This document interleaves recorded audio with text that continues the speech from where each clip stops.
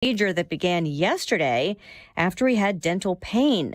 An Oval Office meeting today with the head of NATO is now postponed, and Vice President Kamala Harris just filled in for the president at an event paying tribute to college athletes. I know it wasn't easy. What's up? Hey guys, how are you? What's up? Just in case you didn't hear me the first time. Yeah. Ryan's in his Fed hat. Yeah, Ryan's in his Fed hat. Fed Hat Day. It's an appropriate day for a Fed Hat Day. He's here to make sure that we say all the right things about Trump and Biden today. Yeah. That's right. I'm just going to be monitoring. I won't be talking. He's also monitoring our one of our other guests too, Kat Cammack. She's on the House Select Subcommittee of the Weaponization of the Federal Government. It's a long title for a subcommittee, but that's what it is. And they're talking about you, Ryan. Fed. Anyway. Kat Cammack. I thought I saw her this weekend. I'm like, she doesn't live around here. Yeah, right. She lives in Florida. Kat Cammack. And then she's on the show. And DC sometimes. All right. Big show today. YouTube poll question of the day is, should Donald Trump continue to run for re-election? This is a yes or a no question. All right. And then after you answer yes or no, let us have it in the comments. Just tell us why you think he should or should not. All right. In less than 5 minutes, big start to the show. Andy McCarthy going to be here, National Review contributing editor. He's on Fox News all the time. Knows exactly what he's talking about. I'm sure that's why you wanted to start with him. Yep, he's a former federal prosecutor, and he is former chief assistant U.S. attorney. So he's going to help break down the Trump indictment and what was released on that. Then at 1:07, Steve Moore is going to join us. He's going to talk to us about the economy and some of these other things. And then we already mentioned at 1:25, Rep. Kat Cammack. She is going to talk to us about her REINS Act, R-E-I-N-S Act, and she's going to talk to us about what the subcommittee that she serves on about the weaponization of the federal government, what they're uncovering in the government. So it's a big, big show. And also, we got a Wiggins America Monday Roundup, which Ryan's got some clever questions clever. and cool stories. And then finally, at 2:45 or so, Hannah's going to give us the results of the YouTube poll, which is, should Donald Trump continue to run for re-election? Yes or no? It's pretty straightforward. Yes or no? No waffling on this question. Just give us your best answer. Yep, no waffling. Don't walk around like a dog with a waffle on this question. Yeah, whatever that means. Don't look at me like that. I have no idea. I'm excited for the Wiggins Weekend Roundup. What? I picked a special song for it. Oh, did you? Yes. Can you tell us? How did you come up with a dog and a waffle? I don't know. I think I saw a dog eating a waffle this weekend, and I called the dog Waffles, and it just stuck with me. This keeps getting weirder. Can we just like jump into humidity? Really a comfortable afternoon. 78 for the high tonight. Clear skies. A quick drop through the 70s for evening plans. 52 for the overnight low. Tuesday sunny, nice. Touch on the breezy side. Tuesday afternoon up to 82 degrees. Wednesday and Thursday sunshine. 89 each day. This is 97.1 FM Talk. Chief Meteorologist Dave Murray. Slim 180, online at myslim180.com. These are the people who can help you find success in your weight loss goals. I am taking the semaglutide right now, and it has helped me. It's made it actually, dare I say, easy to drop excess weight that I've been looking to lose. And I think that if you reach out to Slim 180 and you talk to them about the semaglutide, that's an injection that many people have been talking about and losing weight with. And you talk to them and say, how does this work? How did it work for Annie? How does it work for you? How does it work for me? And then you listen and you make a decision for yourself. But they have multiple plans. They have a nutritional guidance program as well that's going to help walk you through what you can eat. And when I'm talking about the things that I can eat, I have a ton of options. I shop at the grocery store, Ruler Foods, I might add, and I get the food that I can consume that's going to help keep me healthy and move me along my weight loss program. But it's all guided by the people at Slim 180. If you're interested in dropping some weight, 10 pounds, 50 pounds, 100 pounds or more, Slim 180 will help you get there. Go to myslim180.com. Men, are you suffering from erectile dysfunction or PE? The medical providers at Paramount Men's Medical Center offer breakthrough treatments that eliminate problems in the bedroom without pain or surgery. 98% of men see instant results on their first office visit. Listen to a specialist in men's health. I'm Dr. Simovitz. Paramount Men's Medical Center offers breakthrough medical treatments that eliminate ED and PE. Men are even lasting 90 minutes or longer, regardless of age or medical history. But that's not all. For a limited time only, call Paramount Men's Medical Center now and your initial consultation and first treatment are completely free. You'll see instant results right in the office. You'll even get a gift that enhances your performance in the bedroom. All this, worth hundreds of dollars, is free if you call now. 314-720-8081. 314-720-8081. That's 314-720-8081. AMCO presents Bet You Didn't Know. Bet you didn't know that your car's transmission is made up of 800 pieces. Also, bet you didn't know that AMCO's fixed over 40 million transmissions, and that AMCO offers a nationwide warranty. AMCO offers easy payment plan options for most any credit situation, so you can fix it fast and pay it off slow at AMCO. That's AMCO, AA-MCO. There are over 10,000 reasons why steel is not sold at Lowe's or the Home Depot. Find tools for the job site or your own backyard at over 10,000 authorized local steel dealers. Find yours at steelusa.com. Lowe's and the Home Depot are trademarks of their respective companies. Zero Res has the best deal of the summer for you right now. 20% off all services, carpets, tiles, rugs, upholstery, and air ducts. Call right now, 474-2020, or book online at ZeroResSTL.com and take advantage of these huge savings. Ask for the Mark Reardon special. Zero Res, you spell it backward or forward, it spells the same. This hour of the Annie Frey Show is brought to you by Ruler Foods. Low prices, no coupons. Ruler Foods. That is exactly what I needed to hear. Thank God someone here knows what they're talking about. That's us. That's right. Gotta love this American ride. All right, you need to take the time and get the full picture. Come on, turn the radio on. It's Saturday and I won't be long. Don't get me wrong. I love the ladies. I mean, they rev my engine, but they don't belong in the newsroom. It is Anchor Man, not Anchor Lady. What do you want from me? I'm not America's sweetheart. Goodness sake, kid. Keep your voice down. Your father's listening to the radio. I'm not America's sweetheart. This is the Annie Frey Show. I do think we have to wait and see what the defense says and what proves to be true. But I do think that even half what Andy McCarthy said, which is if even half of it is true, then he's toast. I mean, it's a very detailed indictment. And it's very, very damning.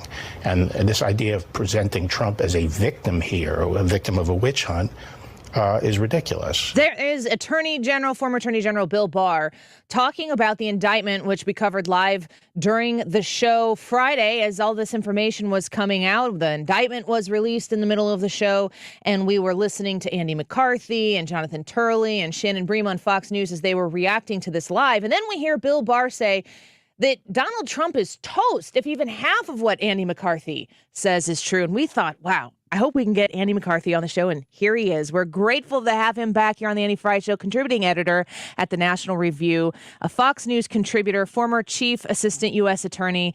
Andy McCarthy, thank you for coming back with us. It's a pleasure to have you. Annie, it's my pleasure. So when you hear Bill Barr, now I could go and read the Truth Social post that Donald Trump posted after Bill Barr made some of those statements on Fox News. Trump was not too happy about it. But Bill Barr is there saying if half of what you're talking about is accurate, he's toast. What do you think about that statement? Well, there's 37 felony counts in the indictment. Yeah. Just the ones related to classified information are 10-year counts each. So that's 310 years. Then the remaining counts are obstruction counts that range from 20 years to 5 years. So let's say that's another century. I mean, he's looking at 250 years. If I'm right that what I said was if half of what's in the indictment, in other words, if they could get just half of these charges, if they could prove half of what's in here, you'd be talking about centuries of prison exposure for a 76-year-old man. And, I think, to be honest, looking at this, and I say this as someone who says that and has argued zealously, I think that the Alvin Bragg indictment in Manhattan is complete nonsense that I expect Trump, even in Manhattan, to be acquitted on if it ever gets to trial, which I doubt. this case is a serious case. There's serious evidence here. I think it's overcharged. I think the prosecutor could have brought a lot fewer charges, told the same story, and been more measured. But that's a quibble compared to your question, which is there something here or not? And it looks to me like there's a lot here. We're speaking with the contributing editor at National Review and Fox News contributor Andy McCarthy.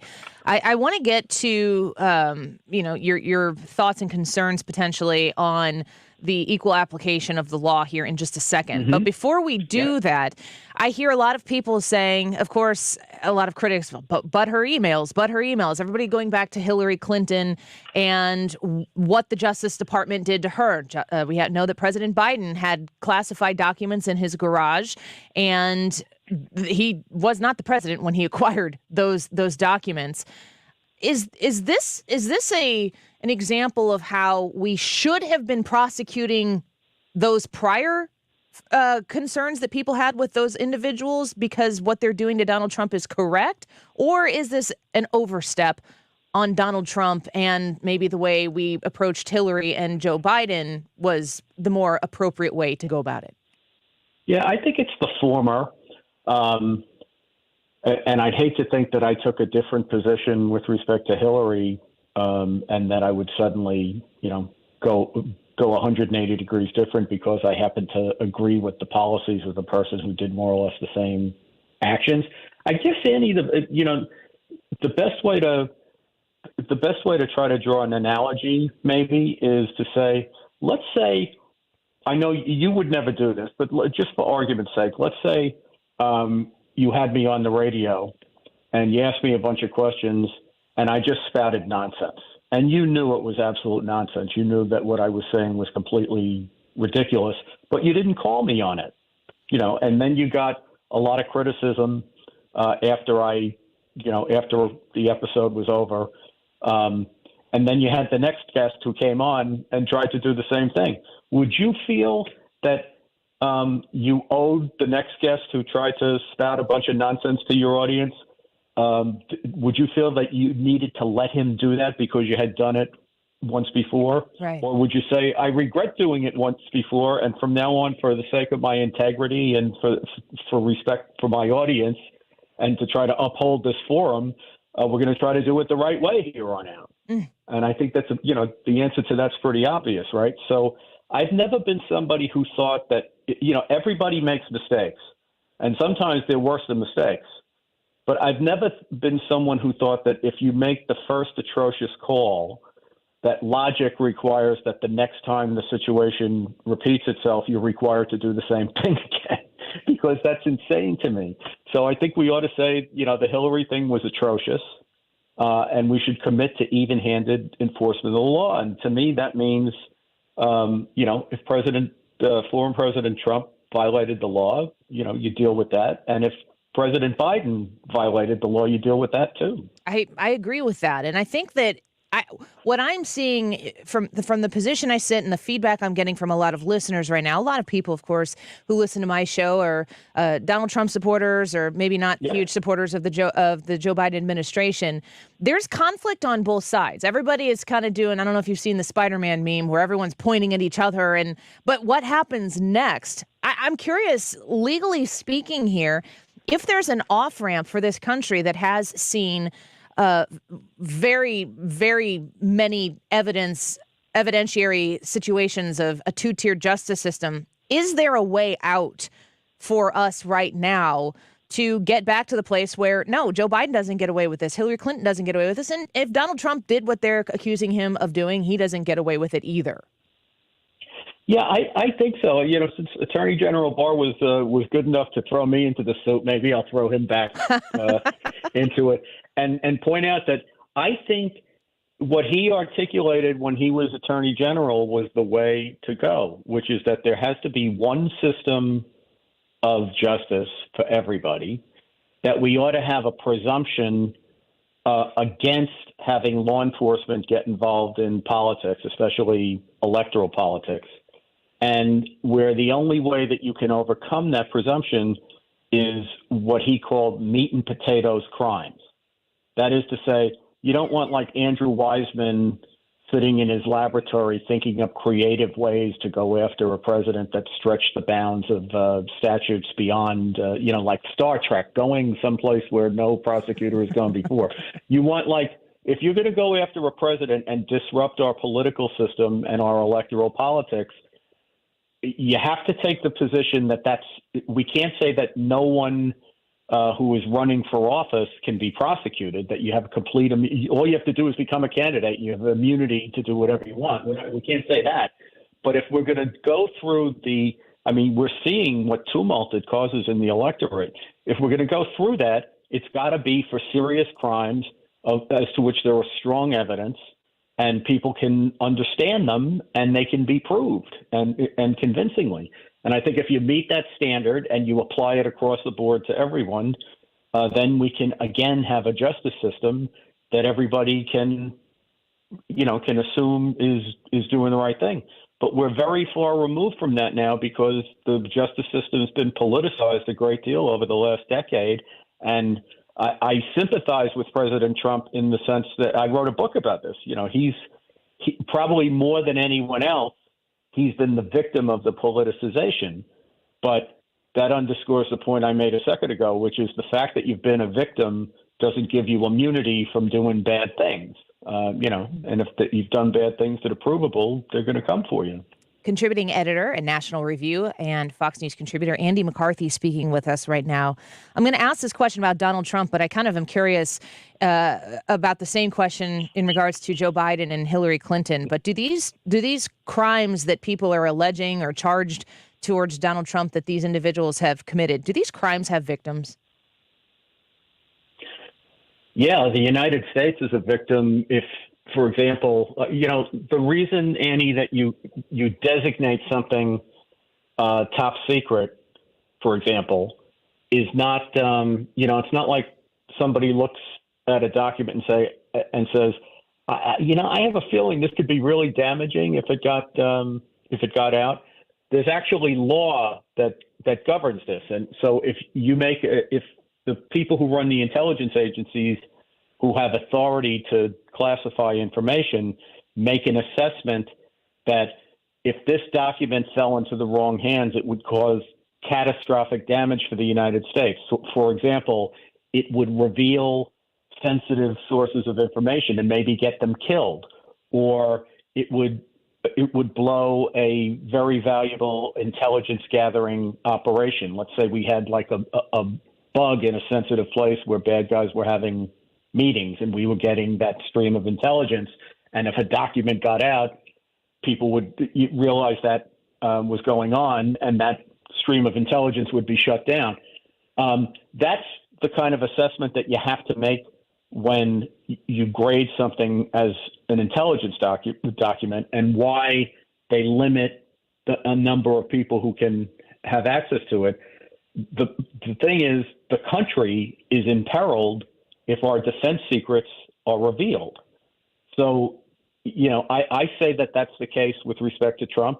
It was clearly the case with respect to Hillary Clinton. In fact, the FBI assessed that her homebrew, half-baked email system not only could have been, but undoubtedly was penetrated by foreign intelligence services. One time she used it to email Obama from Russia.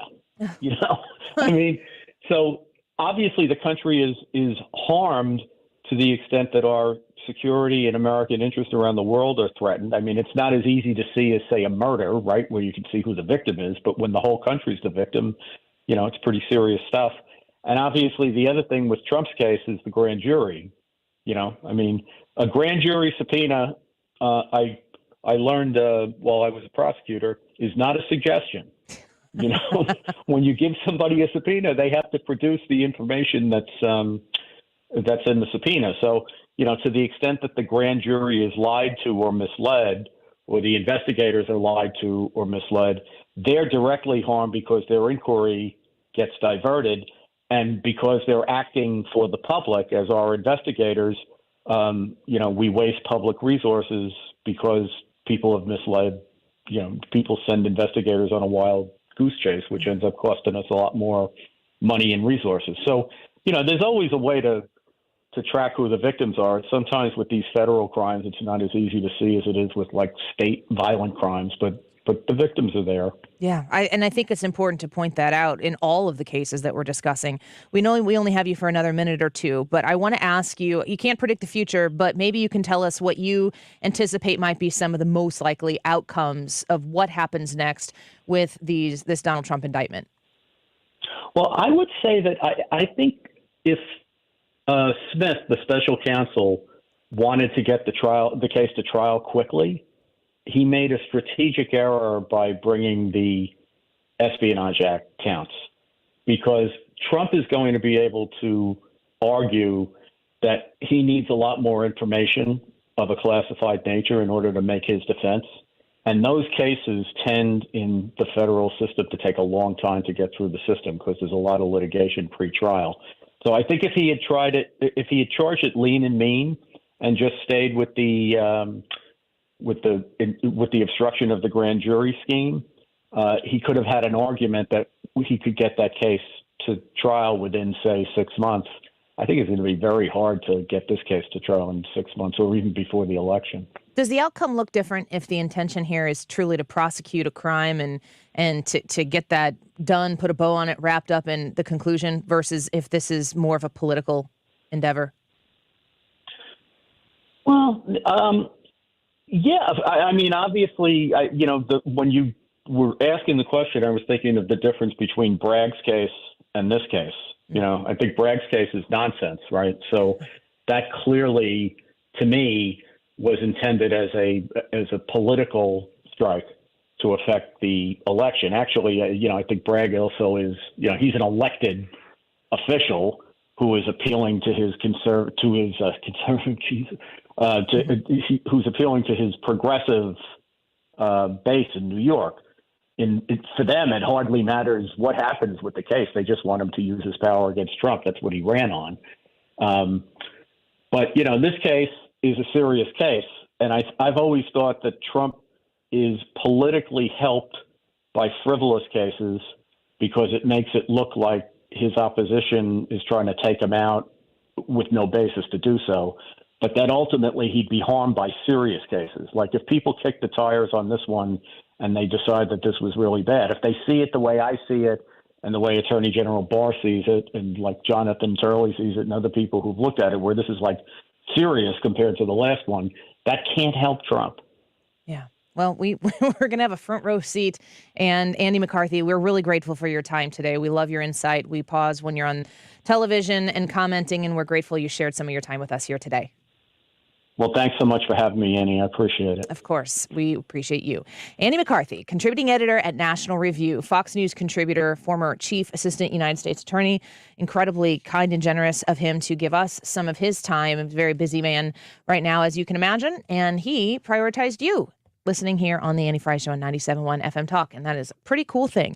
Let's take a quick break and get some feedback from that conversation that we just had with Andy McCarthy.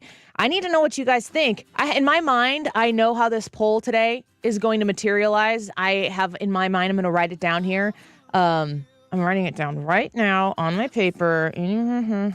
Yes, and no. Now we'll see at the end of the day. Hannah, did I write it down? Did I write it down right here? I see it. That's what I think this poll is going to result in. But I need to know what you think about it to see if I'm right. Should Donald Trump continue to run for re-election? Yes or no? I have a prediction how it's going to come out. Annie Frey YouTube channel and the live chat portion is where you can go vote. Should Donald Trump continue to run for re-election? Yes or no? Let us know what you think. We'll be back with more Annie Frey Show in a minute. The Annie Frey Show is streaming online. Watch us live on YouTube and subscribe.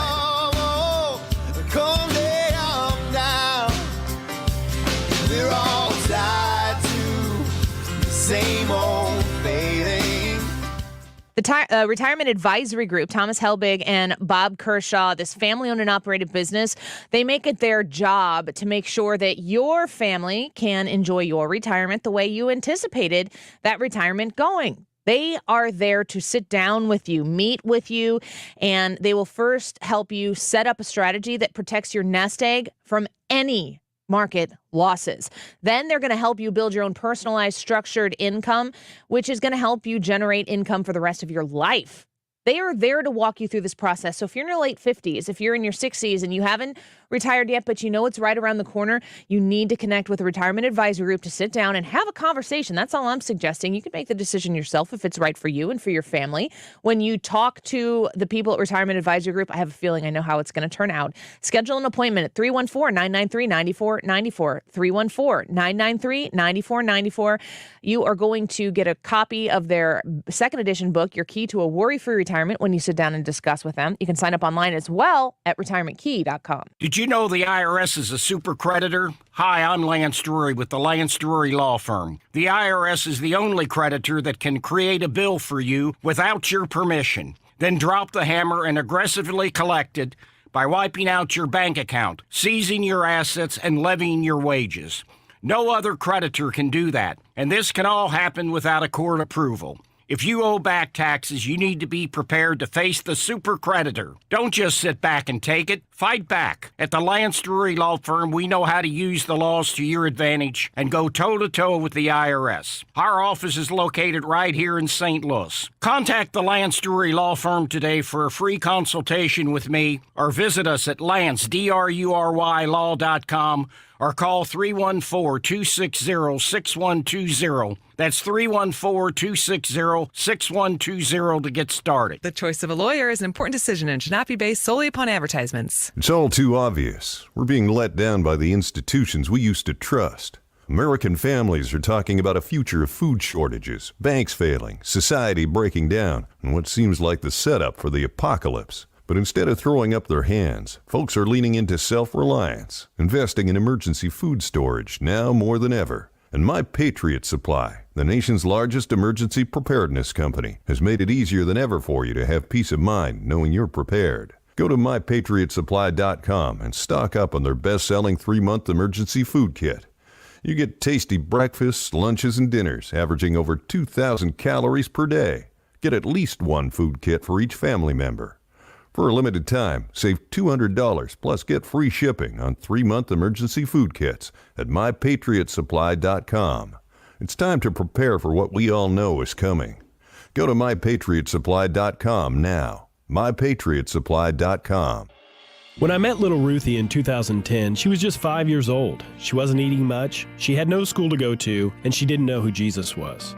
In December of 2023, Ruthie will be joining 12 others in the first graduating class of Bethlehem Christian Academy in Zambia, Africa. Hi, my name is Martin Winslow, founder and president of BCA. When you support a child like Ruthie through BCA, you get to join us in being the hands and feet of Jesus. Our mission is dedicated to transforming lives by feeding and educating poor and orphan children in some of the poorest places in Africa and South Asia. BCA's ministry not only provides physical bread to these kids, but also spiritual bread through the Word of God. For just $36 a month, you can help a child have a hope of a better future, but more importantly, give them the opportunity to learn about Christ. You can also join us on a mission trip. In fact, many will be joining me this upcoming December to watch Ruthie receive her diploma. To find out more about how you can help children like Ruthie, please visit bcaministries.com. That's bcaministries.com. You're listening to the Annie Frey Show live from the Air Comfort Service Heating, Cooling, and Installation Studio. Air Comfort Service is celebrating 54 years of residential and commercial service, maintenance, and installation of heating and cooling systems. Get in your comfort zone. Visit aircomfortservice.com. 97.1 FM Talk. You're here because you clearly have a refined palate. St. Louis's home for conservative talk. This is 97.1 FM Talk.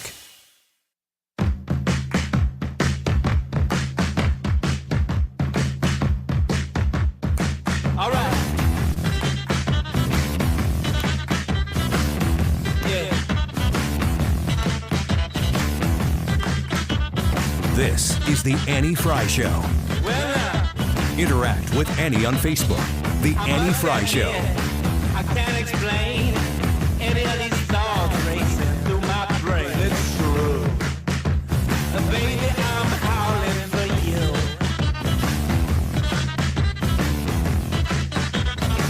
All right. There's something wrong. It begs the question, why didn't the president just give the documents back? But at the same time, I'm telling you, the comparisons to Hillary Clinton and Joe Biden are just dramatic. It was not an equal application of justice. I was the chairman of the Oversight Committee. I issued subpoenas, preservation letters. And you know what? Hillary Clinton set up her home computer to bypass the Federal Records Act on the very same day that she started her Senate confirmation hearing.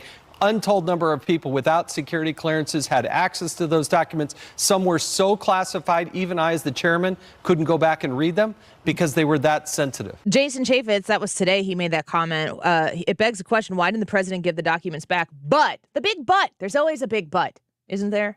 Big but. Big but. Doesn't lie either. I agree with that. I'm struggling here with the whataboutisms that are taking place. If this is just an objective conversation that we're having here, nothing that we say on the air here actually has any effect on what the outcome of this particular pursuit of, air quotes, justice towards Donald Trump, what kind of fruit that's going to bear. If everybody is saying that what Donald Trump did is the same thing that Joe Biden did and the same thing that Hillary Clinton did, and the argument from the right is, but what about Hillary Clinton and her emails? What have you wanted to have happen to Hillary Clinton due to her email situation? What do you want to have happen to Joe Biden because of what's going on in his 8,000 locations where he had boxes of classified documents? We either need to want justice to be applied, or we want our guy to always be free. And I'm saying this as somebody who is looking at this instance. I'm watching Donald Trump repeat the phrase Presidential Records Act over and over and over again, and I understand why he is. And the context of history suggests that this is just the way things go. When you're president and you leave office, if I hear about Bill Clinton's sock drawer one more time, and everything that materialized out of that, it is outrageous that Donald Trump is the only one who has to pay for these sins. And that Donald Trump is the only one who would be pursued for these sins. Yeah. But what's, like I said to Andy McCarthy that we just got done speaking with, what's the off-ramp here? Mm-hmm. Because what we are fortifying is, hey, once you get to a certain level of power and influence in this country, you can pretty much do what you want. Which I hate. Bad. I hate that so much. So where do we go? I mean, if I come to this like this, I look at it. Either it's illegal or it's not. And if it's illegal, then we prosecute everybody who breaks that crime. Whoever breaks that law, whoever commits that crime, we prosecute them. Or it's not illegal, in which case we need to stop yelling about what about these people. What the problem is that we've got, 4 or 5 very similar cases with Pence, Hillary Clinton, Bill Clinton, Joe Biden. You know, the list goes on and on of people who have had these classified documents or, emails on a server or whatever, mishandling classified information. It's either a big deal or it's not a big deal. I mean, didn't they prosecute a sailor who took... There are many, many low-level no-namers that have served prison time over what all of these people have done. And they took a selfie in a secured area of a sub that he didn't realize was secured. And so then he took that selfie and shared it. Boom. He is in prison for it. But we still have to have the expectation of those sailors to not jeopardize national secretive information. Right. So we have to be able, you have to set there's no room for error here. Mm-hmm. There's none. So you have to set the expectation that this is how we handle ourselves when we're around. Don't be taking selfies. Right. Nobody cares as much as you do. Don't do that. Do not do that. Even if you took a selfie, I don't know that, I think did he transmit that selfie? I mean, everything that I take on my phone is backed up to Google Photos. Yeah. I'll tell a funny story about Google. I'm going to write that down. Google Photos later. It's like the worst moments of my entire life. You guys know what I'm talking about. Yes, we do. Nothing bad happened, but it was it was top 3 worst moments of my life. Evelyn! Yeah, I'll tell that story later. Remind me to tell that story later. Do my best. I don't know how we go from here is a sailor, somebody who's, I'm making the statistics up, but maybe somebody who's 23 years old, just served their country for a couple of years. They're in a submarine forever, and then they take a selfie, and they go to prison because they did something they weren't supposed to do. They should have known better. They should have behaved better. You can be the commander-in-chief and get away with it. You can not even be the commander-in-chief. You can be a senator. I'm talking to you, Joe Biden, where you have documents. Wasn't there documents from like the 70s or something like that? Long time. By his Corvette. Everybody knows that this is incredibly unfair. This is not justice. Right. What they're doing to Donald Trump is not justice. I don't know how this works. I don't know how, what is actually, not what's best for Donald Trump, not what is the worst for Hillary Clinton or Joe Biden, which is what a homer would say. And I'm going to tell you that there are days where I have those feelings of being a homer. Like, I just want to take it to my enemies, and the guy who's on my side or the girl who's on my side, I want them to have the blue ribbon and the medal on the top of the podium. That's what I want on some days. But realistically, for the country, the winner on the podium has to be the country. It has to be, yes, you sitting here in your office cubicle listening to this show in secret because your cubicle neighbor is a Bernie bro, or in the Arby's drive-thru, or driving down the highway right now. You are the person in this whole equation that matters. It's not them. You are not Team Biden. You are not Team Trump. Somebody out there has to be Team you. You are the person in this equation that matters. How do we get back to the place where justice is equal and blind to all of the red and the blue and the left and the right and all that crap that gets packaged in here, so that if you are powerful enough, rich enough, accomplished enough in government, that you don't have this apply to you? Is Donald Trump going to be the martyr for this? Does Donald Trump get convicted of this, not win the race, and Tim Scott, Ron DeSantis, Nikki Haley, somebody out there gets elected, Vivek, who's already promised to pardon Donald Trump? Does he pardon Donald Trump? But what about the rest of the guys? What about Joe Biden? What about Nikki Haley? You know what they're going to say? Joe Biden's an old man. That's exactly what they'll say. And we're like, we know! We've been saying this the whole time! It would be mean and cruel to do this to this old feeble man who's not with his faculties, who's just the president and lost. Yeah. I think in this situation, moving forward, you can't go back and you can't change history, and I don't know what the statute of limitations are on some of these past persons, but apparently the Mike Pence stuff is still open, and the Donald Trump stuff naturally is still open, and so is the Joe Biden stuff. So if we're going to put somebody in prison, if we're going to go after Donald Trump for mishandling classified documents, then we also equally have to go after Joe Biden and Mike Pence for doing the same thing. Now, they might be at different levels, and the crimes might be a little bit differently because neither Pence... Andy McCarthy just said that Donald Trump's facing like 2 centuries in jail. It's unreal. Yeah. Oh, my gosh. Tomorrow is his 77th birthday. Yeah. So it's a life sentence for Donald Trump. It would be a life sentence for Joe Biden, too, if he was convicted. He's going to be 77? Mm-hmm. Wow. But my point is this. If we want... He's the young whippersnapper in the race. If we want justice, then we've got to apply justice. Charge them all. Convict them all. Convict them all. Pardon them all? No. No pardons. If you do the crime, you do the time. You don't want Vivek to pardon Donald Trump? I do not. Really? If he's found guilty and it's a legit up-and-up trial, I want him to serve the time.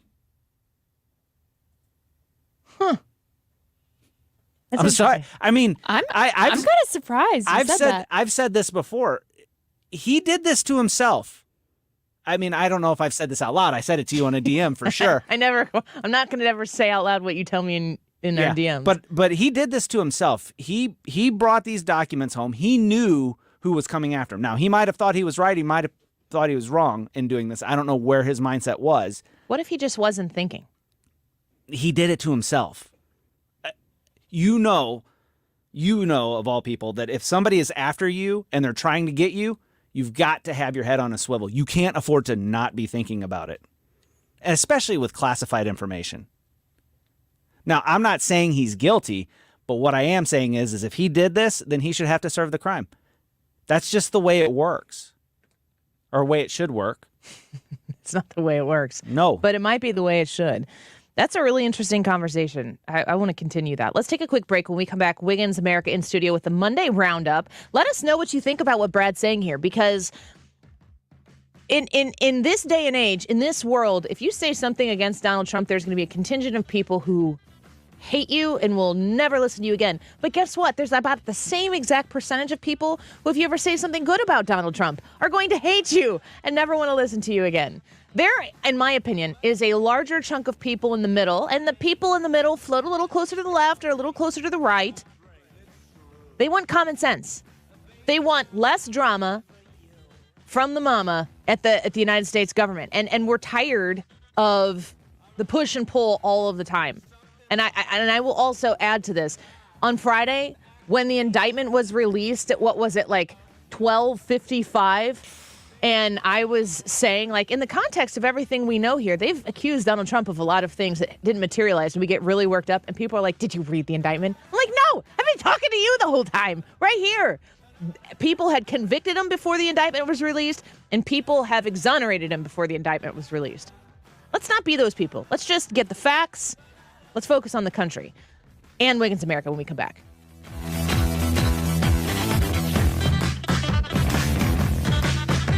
Follow Annie on Twitter @AnnieFryShow. Mockingbird, can't you see? ProWomanApproach.org. Well, what is that? That's the Vitae Foundation's way to partner with you. You're an incredibly important person in this relationship when it comes to a pro-woman approach towards advocating for pro-life causes. ProWomanApproach.org. Vitae needs to reach women that are experiencing unexpected pregnancies. And if there are a lot of people who are listening right now who have experienced unexpected pregnancies, some of you listening have experienced unexpected pregnancies and had abortions. I know that. I know there are many of you who are listening right now who've never told anybody before that you experienced this, and you carry that with you every day. I'm here to tell you that I want to be there in the room with women who are like you, who are afraid, who are scared, who are looking for help and looking for a way out, and there's a big voice out there telling you the only way out is abortion. It's not true. There are people out there who want to help you. There are people out there who love you. There are people out there who love your child. There are people out there who will raise your child. But we got to get them that information of connection so that they can find themselves in an office, in a clinic that will help them choose life. You're the important part in that. You need to go to ProWomanApproach.org right now and learn how Vitae Foundation is connecting those women with people like you who say, I'm here to help. I love you, and I want to help you. I love your baby, and I want to help your baby. Go to ProWomanApproach.org. There's never been a better time to get that engagement ring or fine diamond jewelry.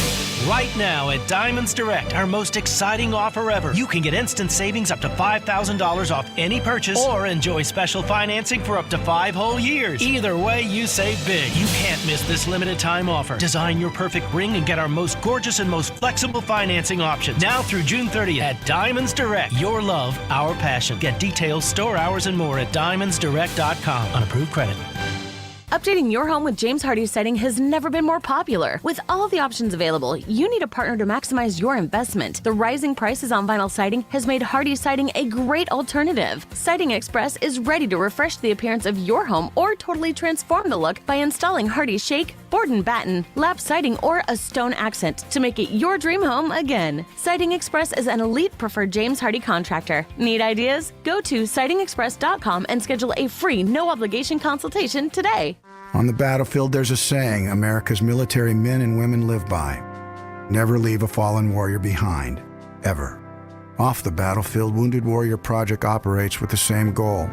Wounded Warrior Project was created to help our men and women returning home with the scars of war, whether those scars are physical or mental. Wounded Warrior Project. We never leave a fallen warrior behind, ever. Learn more about what we do at woundedwarriorproject.org.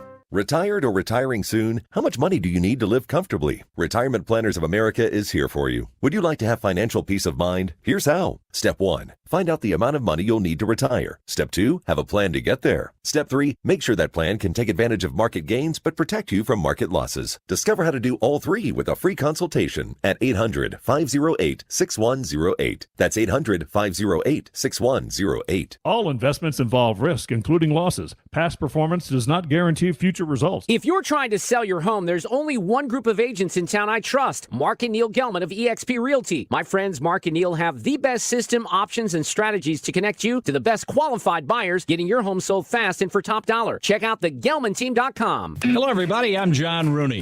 Do you have an old car that's taking up room in the driveway? Repairs are costly and selling is a hassle? That's why you should donate it to Goodwill. Donating is quick and towing is free. Plus, you get a tax receipt and 4 tickets to a Cardinals game, compliments of the St. Louis Cardinals. That's a win-win. For more information or to donate, visit online at mersgoodwill.org. Must mention Cardinals.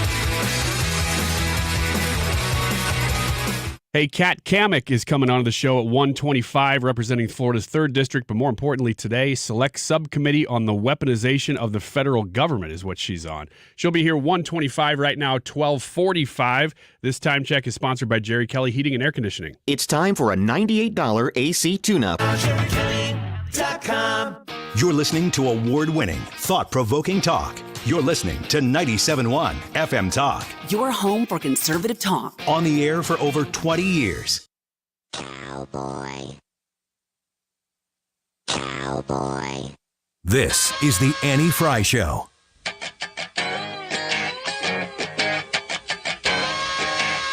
Interact with Annie on Facebook. The Annie Frey Show.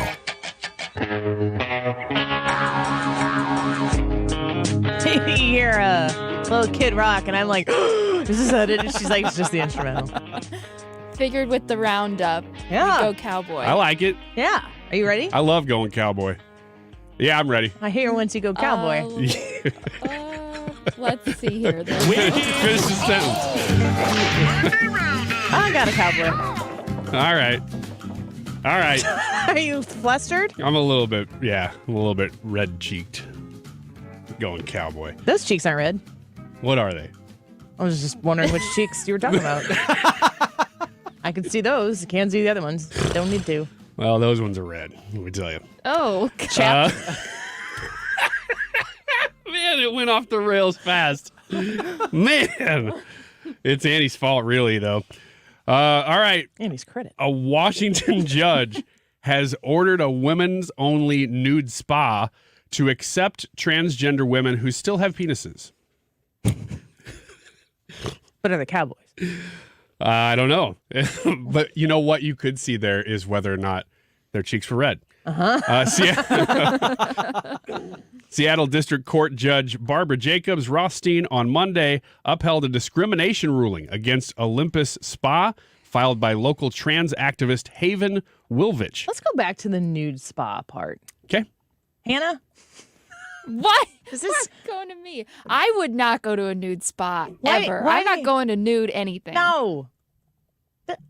That's so, I would be so. I'm making a lot of judgments in my heart and my head that I shouldn't make with my mouth. Do you think I would go to one? No. Okay. I was like, Annie. But I do think we should send Ryan.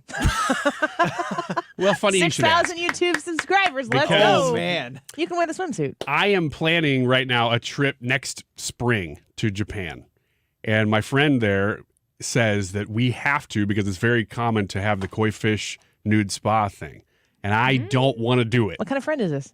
He's a very, very good friend. Sounds like it. Great friend. And he says it's a Japanese thing. You got to do it while you're here. And I'm like, oh, man, I don't know if I Together? want to do this. Well, not just with him, but with tons of guys. I'm not into this. Not getting better. What I is know. happening? I know. This is the most cohesive Wiggins America we've ever done. Yeah, it is. Yeah, it is. Let me bring it back here. Wait a second. Oh, Why? you What wanna see kind it? of Okay. what koi naked what? So you go to these spas where you have these... No. I do not. You like the royal you goes to a spa theoretically in Japan where they have these fish. They come and nibble on you, and they supposedly. What are you doing with your I'm hands? going like this. They nibble What are on you you. doing? What? Stop. They. They nibble and they twist. What are they And doing? they- Stop putting your hands there They and doing grab- that motion. They eat this dead skin off. There? Of you. On your body? Yeah, everywhere. On your nipples? Wherever you go into the water, I don't think they're jumping up out of the water like clamp onto your face like a piranha. What is this? But what they do is Stop. they grab onto your skin and they just eat. They just eat everything they can. All that I have written down for this segment for my notes are koi fish and chapped cheeks. If you're listening to this segment, you have no idea what I'm doing with my hands. It's like awful. Half It's of the awful. Lucky I would say more you. than half. 75% of the jokes are happening, in front of the camera right Well, now. you So won't sorry stop about that. making weird motions Well. and talking about. Annie did it. I did not do Annie such gets, a thing. Annie gets all the credit, as she said. Before I move on from the story, I just wanted to note that the trans activist said, quote, "If you reduce women to their genitals, then you are no better than the patriarchal culture Yeah, that but you are pretending what to kind critique." of genitals does the patriarch have? It's a little bit bigger.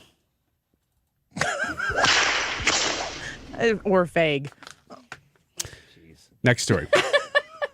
In Portland, Oregon, a southern I think Oregon. that's a fair question right now. Oh, I think there's a lot of fair questions right now. None of them are being answered. Like if you just walk up and you go, "I am a woman," you can just walk into this place naked. I guess that's the answer is yes. Because what do you have to show? Nothing? I mean, actually, you have to show everything. Sorry. There's no man card. The man card's not a real thing. Wish it were now.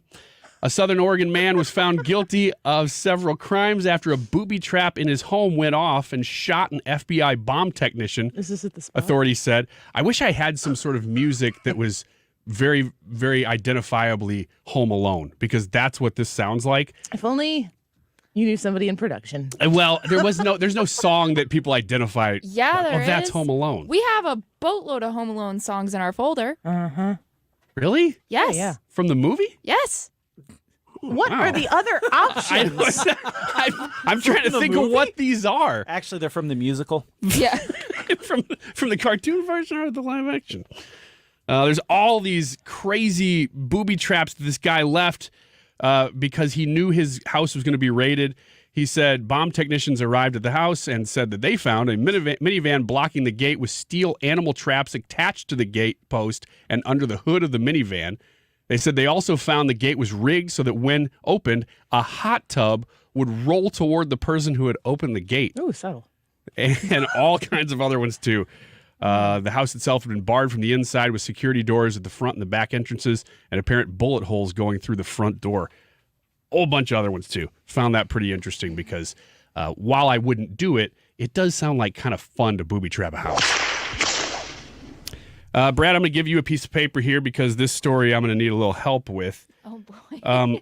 Is it an invitation to a Japanese spa? No, just hold on to that for a second. Not after that spa conversation, the hand gestures you used. Hannah, being the youngest person on the show, help me out.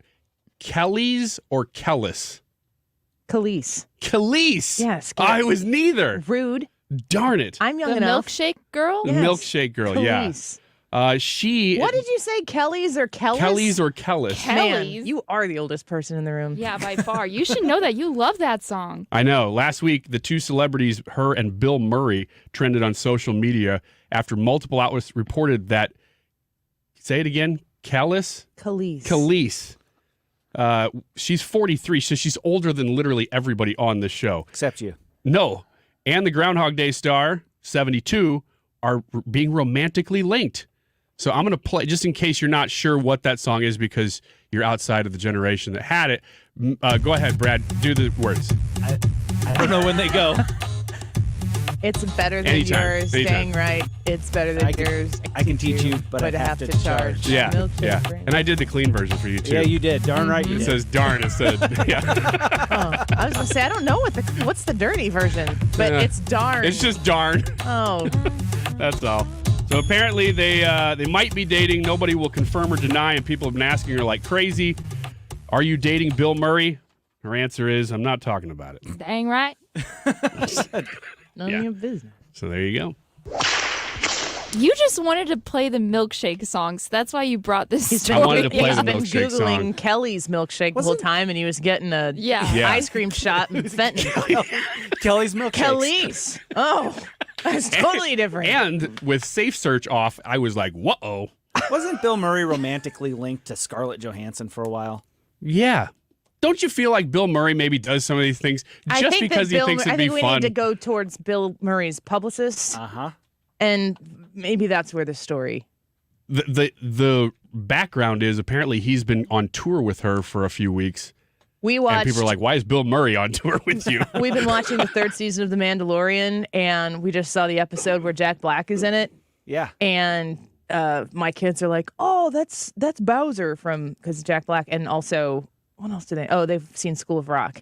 And nobody in my household knew that it was Lizzo in that scene with Jack Black. And I just decided not to mention it. We're good. Because I was like, I wonder if they'll buy into it. Because if you know that it's Lizzo ahead of time, you're like, she. That's not the right application of Lizzo's talents.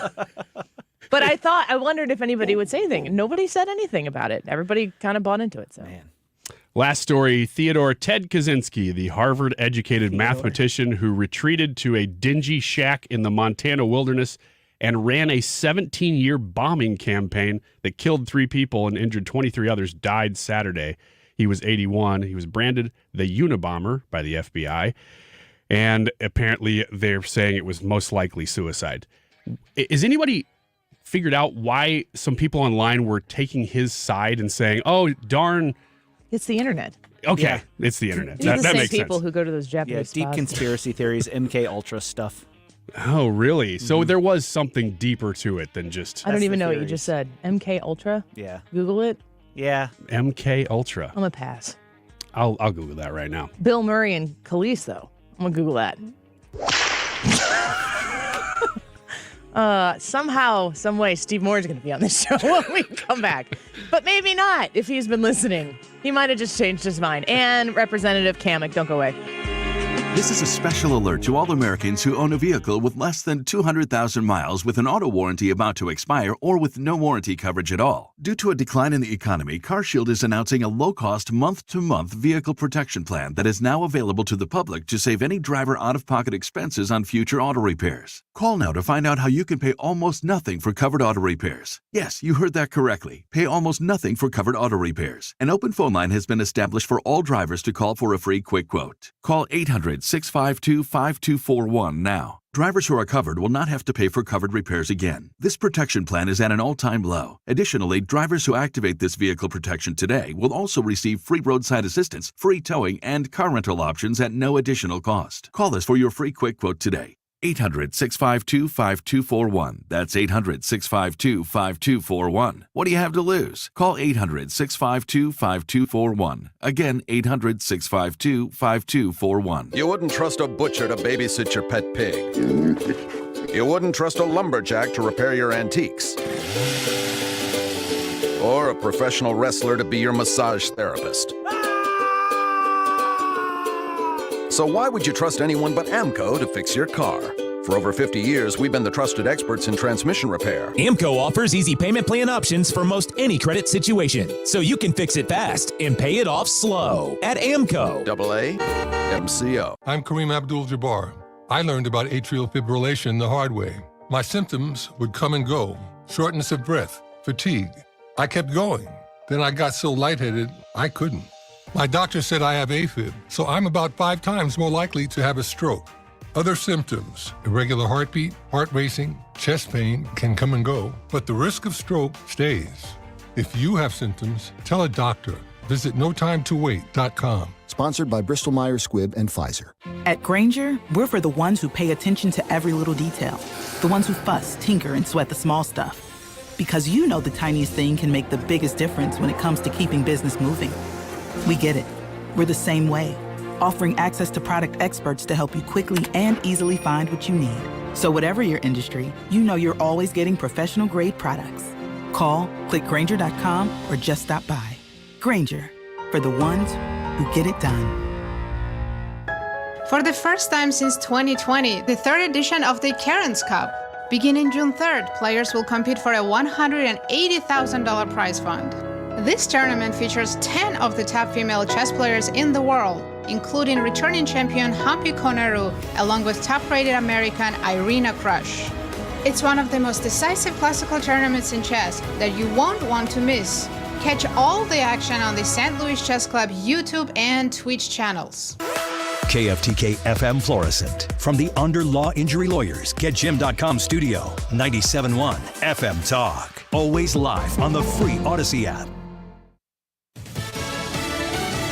They're planning to work around the clock. Lisa Brady, Fox News. Construction crews preparing to rebuild what a truck fire destroyed in Philadelphia, where a section of Interstate 95 collapsed. We will have a demolition plan finalized today, and demolition of the southbound facility begun later today. Pennsylvania Transportation Secretary Mike Carroll says demolition will take several days, but it's estimated rebuilding that stretch of major highway could take several months. And we've learned the truck driver was going northbound on I-95 early yesterday morning when Pennsylvania State Police say the driver tried to take the exit ramp and lost control of the vehicle. State leaders say the truck has now been removed from the wreckage, and they say the trucking company is cooperating with their investigation, but still, no one will comment on who the driver was. Fox's CB Cotton in Philadelphia. Investigators say that information has to come from the medical examiner. Meantime, the Pennsylvania governor declaring a state of emergency over the collapse, and drivers are working on alternate routes.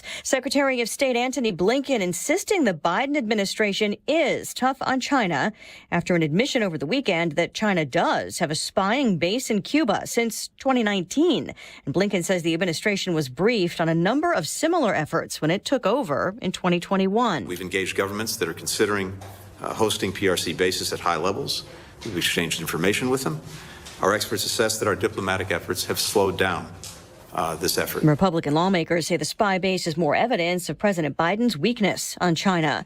President Biden postpones a meeting with the head of NATO because of an unexpected root canal, a procedure that started yesterday after the president had dental pain. It's being finished today. The White House noting anesthesia is not being used. Rescue efforts on New York's Erie Canal, where a boat on a cave tour capsized. About 30 people on board. America is listening to Fox News.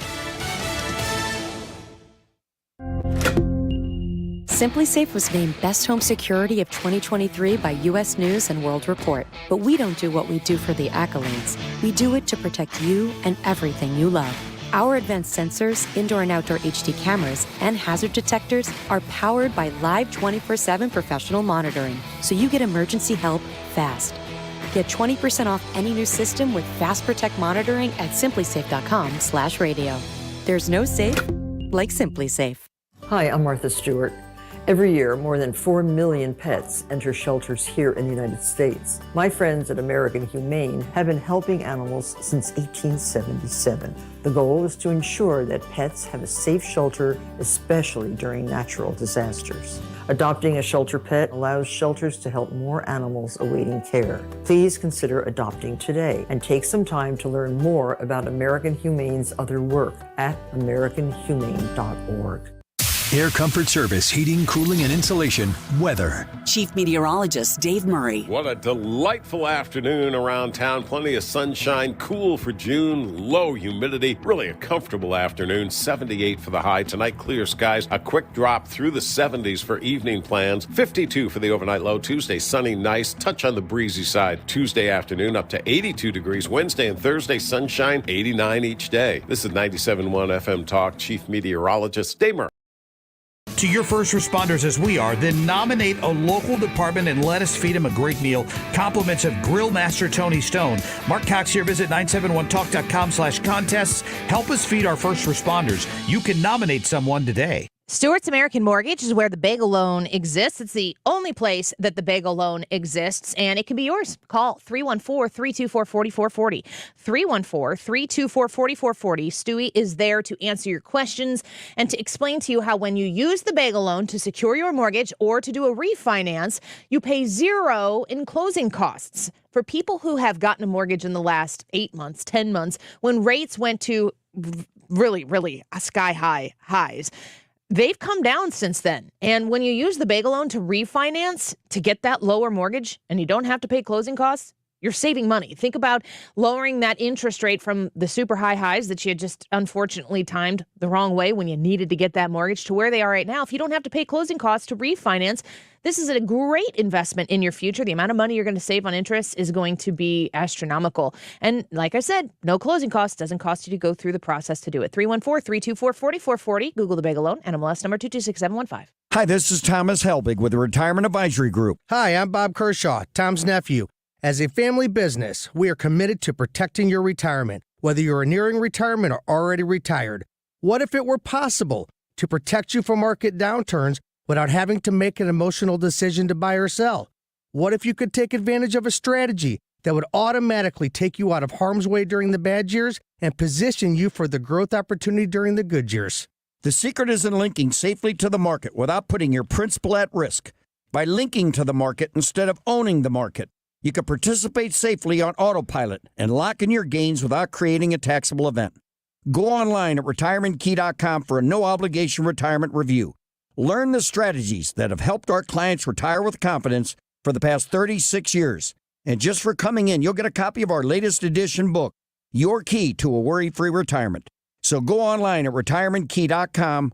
That's retirementkey.com. For a hole in your roof or a whole new roof, Frederick Roofing. Over 90,000 satisfied customers since 1929. Frederick Roofing, 314-645-2000. Hey guys, Glover here with my very, very good friend, Dr. Kathy Maupin at BioBalanceHealth.com.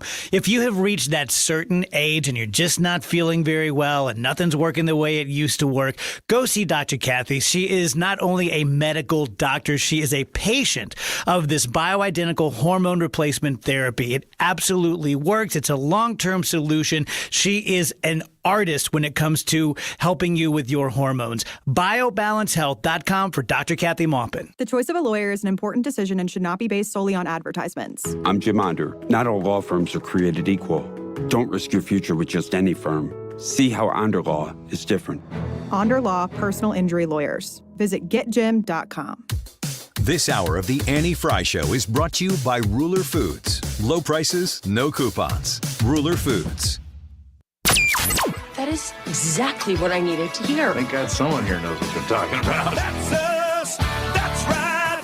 Gotta love this American ride. All right, you need to take the time and get the full picture. Come on, turn the radio on. It's Saturday and I won't be long. Don't get me wrong. I love the ladies. I mean, they rev my engine, but they don't belong in the newsroom.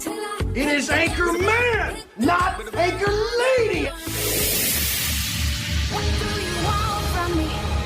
I'm not America's sweetheart. Goodness sake, kid. Keep your voice down. Your father's listening to the radio. I'm not America's sweetheart. This is the Annie Frey Show. More people are leaving San Francisco than any city in the country. You'll never guess where they're going. Ron DeSantis' Florida or Texas or Tennessee, right? Because where would you rather live? Would you rather live in a state of California where the income tax is 13.3% in that state, where you have the highest homeless rate and poverty rate in the country? Or would you rather live in Florida, where crime is at a 50-year low and you have no income tax whatsoever, and businesses are going there because they feel like they're not as regulated? It's a very simple argument. Selfishly, I would love to see one day Gavin Newsom versus Ron DeSantis, and let's have that argument. Do you want to make America California, or do you want to make America Florida? It's a really interesting point that Joe Concha is making there on Fox News, because that is the question. It doesn't matter if it's Donald Trump or Joe Biden or Gavin Newsom and Ron DeSantis, the two individuals that we heard Joe Concha talking about there. Americans do have a real question ahead of themselves. And in November of 2024, we're going to get to vote on somebody. And we have Donald Trump is indicted this past week. And now we're talking about the charges. He's going to be in Florida on tomorrow. I think at 2:00 there's supposed to be a lot of news surrounding this Donald Trump indictment. And we're going to cover it here on the Annie Frey Show. So you're going to want to be here tomorrow to hear what happens. It's a lot of drama and a lot of really salacious stuff when you are trying to think what's best for the country come November 2024. And this is the current conversation. It's easy to get distracted.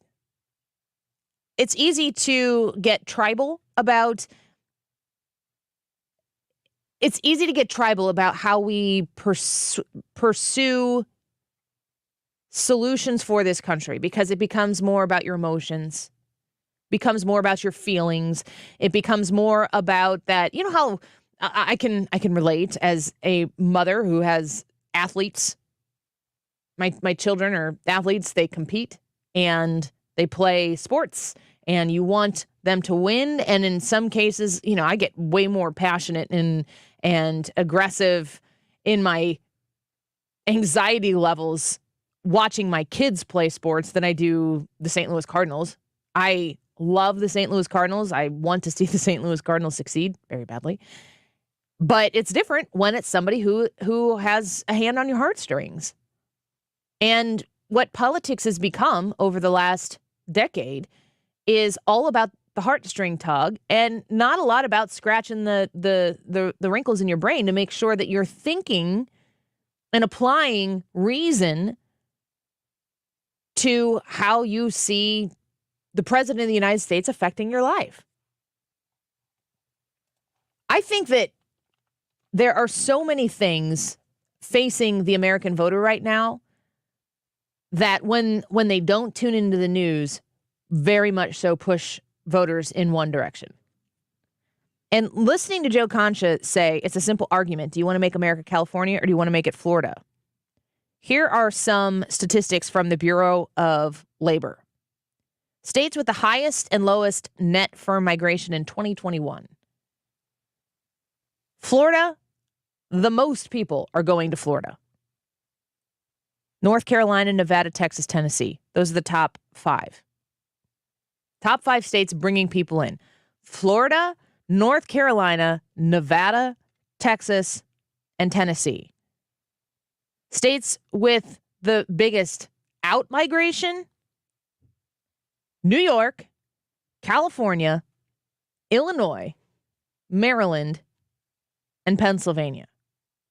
Brad, when you hear those, when you hear those states, as somebody who pays attention to the news, what are you noticing? What are you thinking? So it seems to me that we're noticing a large out-migration of deep blue states. Pennsylvania maybe doesn't fit that, and I'm not really sure about Maryland, but I think Maryland is still a pretty blue state. We're seeing a big out-migration from those states to red states. It seems to me that people are leaving dark blue policies to go to red policies for freedoms and whatnot, economic relief, if you will.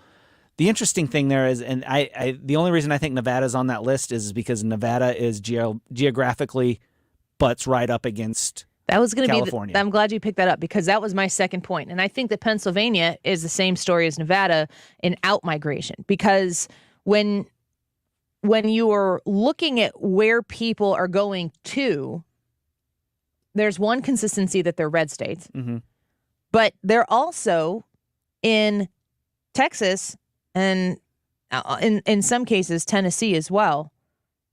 These are close to places that are super blue. Yeah. So it's like, where do you go? Well, I don't want to go far. Right. Where's the closest place I can go?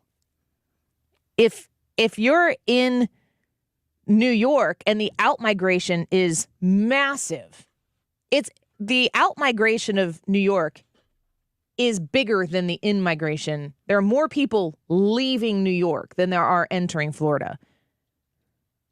Pennsylvania is just starting to tick ahead on the out-migration. It makes me wonder, if all of those people are leaving New York and they're going to the closest place they possibly can, that kind of explains why Pennsylvania is as purple, but in certain locations weirdly deep blue as it is. And if you're Pennsylvania and you're going, hey, stop it. That's all you Missouri people I know. You live in the land of freedom and we're so close to you, I can see you from my porch. That's the way I feel. Just like Sarah Palin in Russia. When people leave Illinois and go to Missouri, what do they always say? Leave your politics in Illinois. I'm fleeing those politics. If I'm leaving, and I'm not leaving, people are like, is Andy leaving Illinois? No, I'm not leaving. Not yet. But when people leave a deep blue state and go to something that seems a little more close to sanity, and if you're in New York and you're leaving, Pennsylvania is the obvious next place to go if you're just looking to literally cross the river. We have 50 test kitchens for how an economy can be run in this country. How obvious is it where prosperity exists? I mean, it's pretty straightforward, isn't it? I don't understand how anybody can look at these statistics and go, yeah, those policies that we're advocating to put in the whole country are working in the states that they are in place. Because everybody hates them and is leaving. I say everybody. It's not everybody. There are some people that love punishment or whatever. For whatever reason, they want to stay there and give all their money to the government and not have talk any. about those people. Yeah, not have any protections. We'll ask Wiggins about them later. But for the most part, people are going, well, hold on a minute. This is not what I was promised whenever I voted for you. And so they leave. The question is, and then too, I look at this and I go, well, you were talking about people saying, leave your politics in Illinois. And you're saying, I'm fleeing those politics. You are fleeing those politics and you know what the cause is. I worry that there are some that are fleeing those politics, but don't realize that the politics are the cause of they're fleeing the results of those politics, and they don't realize that it's their politics that actually caused it. And also I think it's important to talk about when we say the politics, the capital T, capital P politics, that's a broad statement because, initially I'm thinking economically speaking, but also I'm thinking liberty based. How different is it? Let's just list some issues here. If you are a Second Amendment person, if you are a law enforcement, union dues paying Second Amendment supporter, and maybe you retire, do you want to be in Illinois or do you want to be in Missouri? See, in Illinois, you still get to keep some of your Second Amendment rights. You think that they don't know that's a carve out for the union dues to continue to flow? That's exactly what it is. And they have a carve out. The law enforcement in the state of Illinois has a carve out based on the laws as they are. You still have to participate in the system. You still have your rights are still limited in the state of Illinois. Look at the states all around Illinois. If it's the Second Amendment that is your issue, and maybe you're very Democrat liberal on other things, if the Second Amendment is your issue, why would you stay in Illinois? Economics, taxes. I mean, need I say more? Why are you staying in a blue state like California? Why are you not going to Nevada? Why, if you have the ability to relocate, that's the trick here. The people who don't have the ability to relocate because they don't have the means to do it, they're stuck. And the policies that are put in place, especially economically speaking, that are punitive to people who are making things as opposed to beneficial to those who are taking things, you're going to run out of makers. And you're going to facilitate a community of takers. You can't sustain that way. No. That's where bankruptcy comes in. And Illinois has been in the conversation of a state that could file for bankruptcy multiple times, which means that when you flee Illinois and move to Missouri or Florida or Indiana or Wisconsin or wherever it might be that you go, you're going to be on the hook as a federal taxpayer to bail out that state that you left because they couldn't get their act together. I mean, abortion rights, good grief. If that's your issue, Illinois is the bastion of hope for the most progressive abortion rights that exist. If you live in the state of Illinois and they have your policies, you are not pro-choice, you are pro-abortion. Simply stated. You're either fighting against it or you're for it.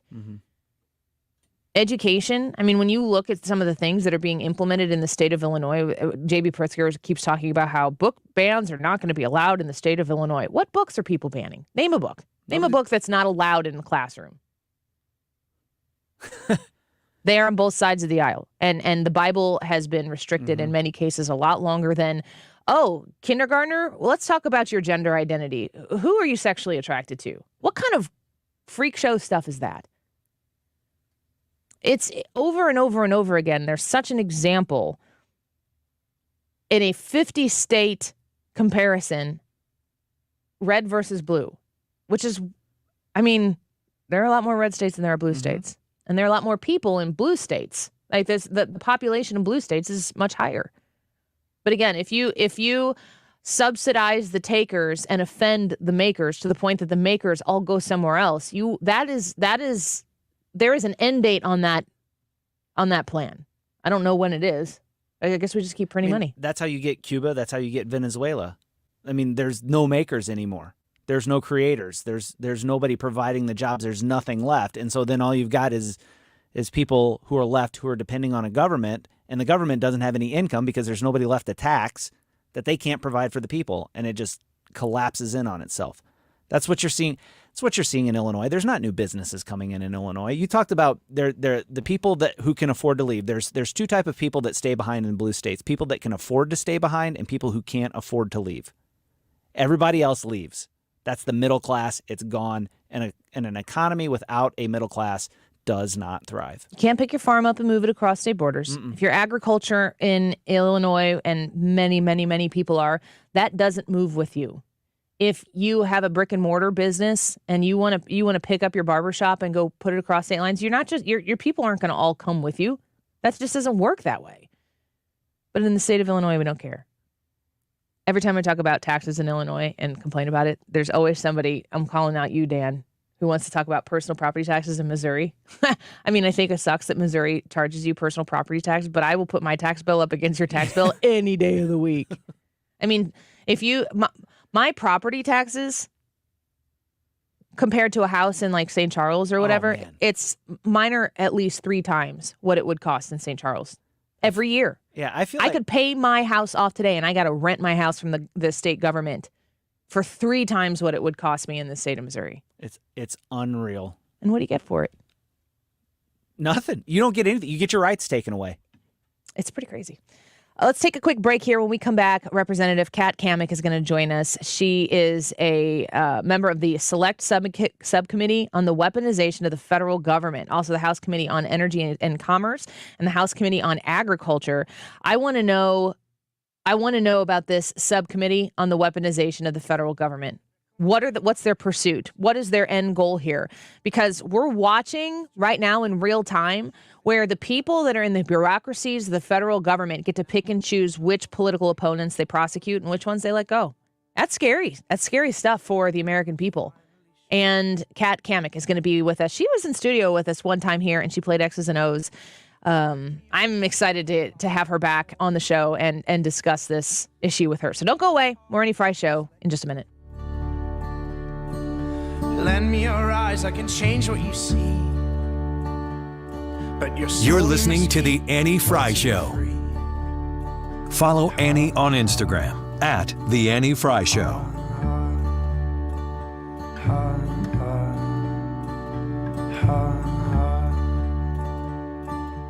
Jen Teskey with RE/MAX Alliance. You can call her at 618-541-1010. If you're looking to sell your home on the Illinois side of the river, you need Jen Teskey. You'll be so glad that you have Jen Teskey because she is scrappy and she is intelligent and she is very personable. She's going to help you sell your house at record speed with top dollar in mind. If you were thinking about selling in the future and you're not ready to sell right away, make sure that you still start that conversation with Jen Teskey so you can get yourself down that path and in the process of preparing your home to sell for top dollar. And don't be spending your money on different types of improvements in your house that aren't going to have the payoff that you need to have in order to make that investment.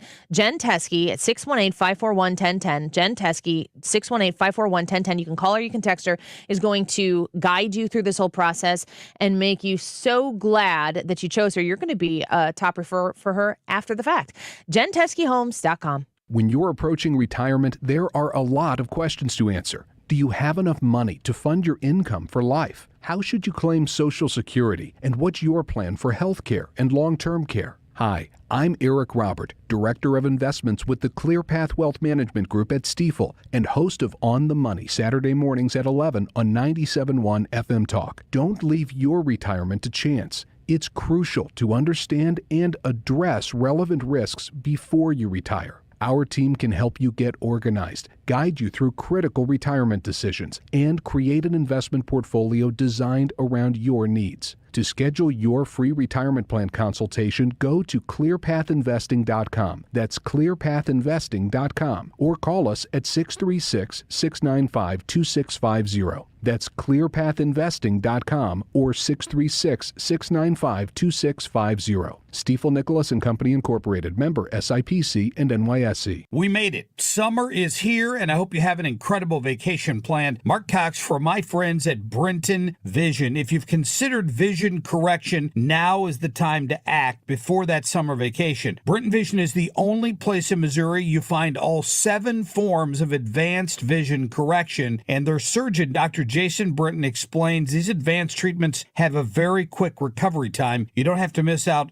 at all on your summer fun. And maybe you're thinking, well, how do I spend money on that and an awesome vacation? You can do both. Brenton Vision has very affordable payment plans. You can absolutely budget for clear vision and a great vacation this summer. Don't just take my word for it. My wife had lens replacement at Brenton Vision and she loves it. Look up Brenton Vision online. Check out the over 1,100 5-star reviews. Call them at 314-375-2020. 314-375-2020 or BrentonVision.com. Cashback is not available on gas in New Jersey and Wisconsin. Couponing. Wow, you didn't strike me as the coupon type. Just trying to stay ahead of inflation. Gas, groceries, everything. It's all more expensive. I need to save wherever I can. Have you tried Upside yet? Upside? What's that? It's a free app that I use that pays cash back for every gallon of gas I buy. You've got to buy gas to get around anyway. Might as well get paid for it. Come on, does that really add up to anything? I've already made around $200. The extra cash helped pay down my bills, and I even had a little extra left to treat myself. And the Upside app is free? Totally free, and the cash back is real. You can transfer the cash right to your bank account. I'm downloading Upside right now. Download the free Upside app now to earn cash back every time you buy gas. Use promo code OIL to get an extra 25 cents per gallon on your first tank. You can cash out anytime right to your bank, to PayPal, or a gift card for Amazon and other brands. Just download the free Upside app and use promo code OIL for a 25 cents per gallon bonus on your first tank. That's code OIL for a 25 cents per gallon bonus. You're listening to The Annie Frey Show. Follow Annie on Twitter at Annie Frey Show. I got my mind set on you. Got my mind set on you. But it's gonna take money. Everybody thankful for an FBI that went after Scott Smith and labeled him a domestic terrorist for daring to defend his daughter in a school board meeting because she was assaulted in a bathroom? Anybody thankful for the IRS knocking on your door, auditing the poor and the minorities 3 to 5 times more? People thankful for that? Are you thankful for the EPA or the Department of Interior that sent a man to prison because he had some ponds on his ranch in Montana? We have a government that is weaponized against the American people and is undermining our liberties, and they want more of it. Congressman Chip Roy, talking about the weaponization of the government. It seems as if you're on one side of the aisle or the other, you get a little bit of a different treatment from the federal government. Well, let's speak to somebody who is in the federal government. Congresswoman Kat Cammack joins us now. She's representing Florida's 3rd District, and she is a member of the Select Subcommittee on the Weaponization of the Federal Government. Congresswoman, thank you for being here with us today. It's great to talk to you. Hey, great to be with you. Thanks so much, Annie. Of course. So that is a mouthful of a select subcommittee, but a very important mouthful. I know. We got to work on the name for sure. Yeah, I love the cute acronyms. Like, was it Senator Hawley did one that was the Pelosi Act or something like that? You guys got to come up with something cool. But tell me about this, because I think that, especially watching, we're following Donald Trump's plane as it flies to Florida right now. A lot of Americans right now are looking at the government and saying, should I be in fear of my government? Because they might be out there to get me. I think the reason for the development of the weaponization committee, it's been long overdue, but that in itself should be terrifying. When you think about the fact that you had 87,000 IRS agents that were going to be hired not to process returns, not to help clear up the backlog, but to go after working class and middle class families in helping audit them because, quote, they didn't have the legal resources to fight back, that should be concerning. You think about with the stroke of a pen, Biden on day one killed our domestic energy production in this country, where he hasn't been able to, through executive order, take on his political agenda and shove that down our throats. He's turned to the regulatory regime. Look no further than the ATF and what they did recently with the AR pistol brace ban, saying that if you didn't register your pistol brace, your AR brace, and this is a piece of plastic. It's a piece of rubber or plastic, depending on which one you buy. But they, for 10 years, had said that they were an accessory and they weren't subject to the jurisdiction of the ATF. Now, through the campaign trail, Biden said, we need to get the guns. We're going to come for your guns. Well, now they're saying if you don't put a serial number and register your pistol brace, that's a $10,000 fine and you automatically become a felon. This is how they are weaponizing the government through all means necessary that they have at their disposal. And we've seen it through the CDC, we've seen it through the IRS, we've seen it through ATF. You pick your three-letter agency, and I'll show you an example of where they have weaponized the government and the regulators against the American people. Oh, man, you are just talking to people right now listening to this show who are right there with you, and they know it and they see it. And I'm certain that they are glad that somebody who is in the House is acknowledging this and doing something about it. We're speaking with Representative Kat Cammack of Florida's 3rd District. I look at the political parties as part of the problem. They get into Congress, they get into Washington, D.C., they get inside the Beltway, and I think a lot of people get drunk on the power and the knowledge and the authority that they have once they get in there. And then, in my opinion, I'll call out my own here, the media is the worst of it. Because if the media were out there trying to root out any sort of corruption or any sort of those things that you just listed, they wouldn't feel so emboldened to be able to do it in so many different ways. How do you solve this problem that isn't just within government? It's bigger than that for the American people. Well, Annie, you're so right. It is bigger than that. And, it's interesting. Just yesterday, I was looking up the profile of the 118th Congress, the current Congress that I'm serving in. If you look across both Republican and the Democrat chambers, members of the House have served less than 9 years. That's historic. You remember we had these long-term swamp creatures like Nancy Pelosi who has served in Congress for 36 plus years. I'm always keen and quick to remind her that that's 2 years longer than I've been alive. So, interesting for her, good for her, bad for the country. But, the age of service in this chamber has come down significantly. So that's a good start in bringing in fresh, good ideas.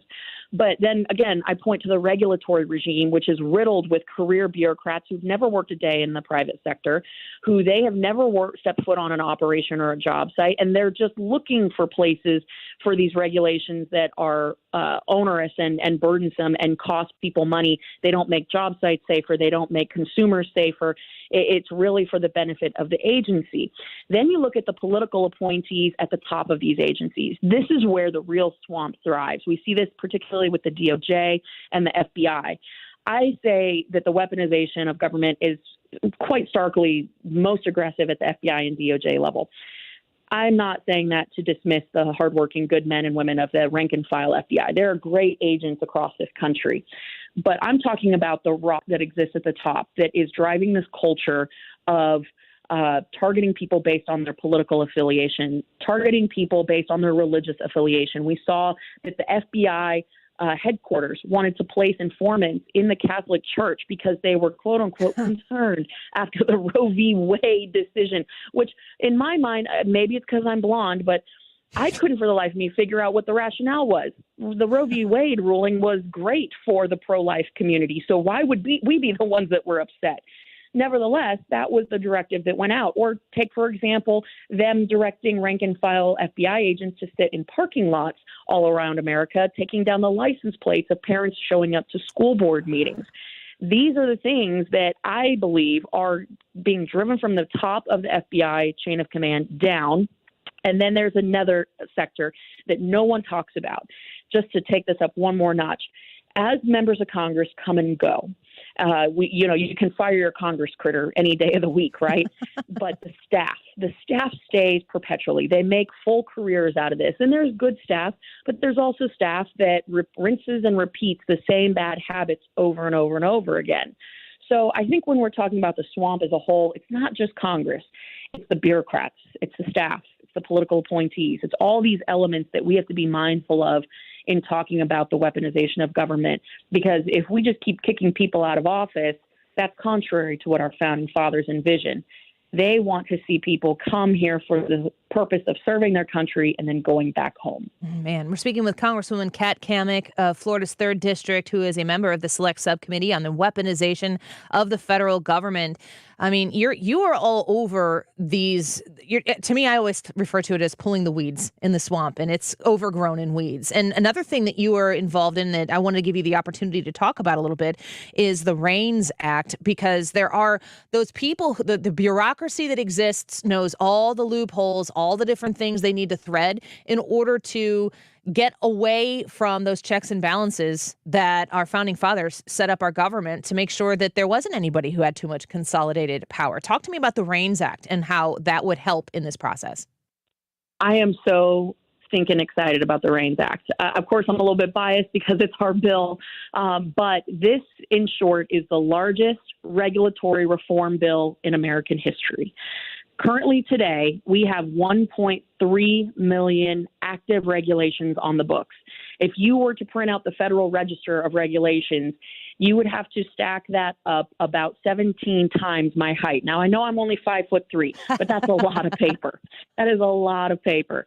And so when you think about what that costs the American taxpayers, that comes down to about $2 trillion with a T, $2 trillion a year that we, the taxpayers, are paying in compliance, economic loss, and enforcement.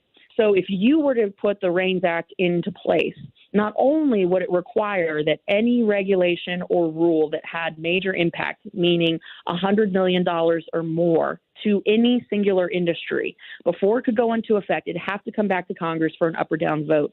That's so critical because, one, these industries are really being subjected to this whiplash. It's this roller coaster ride between administrations of one minute they're hot, next minute they're cold, then they have to comply, then they're dealing with a million other things. That's just not good for our economy. That's not good for industry. It's not good for growth. But we're also talking about the fundamentals here of reasserting Article I authority, Article I power that is vested with the legislative branch.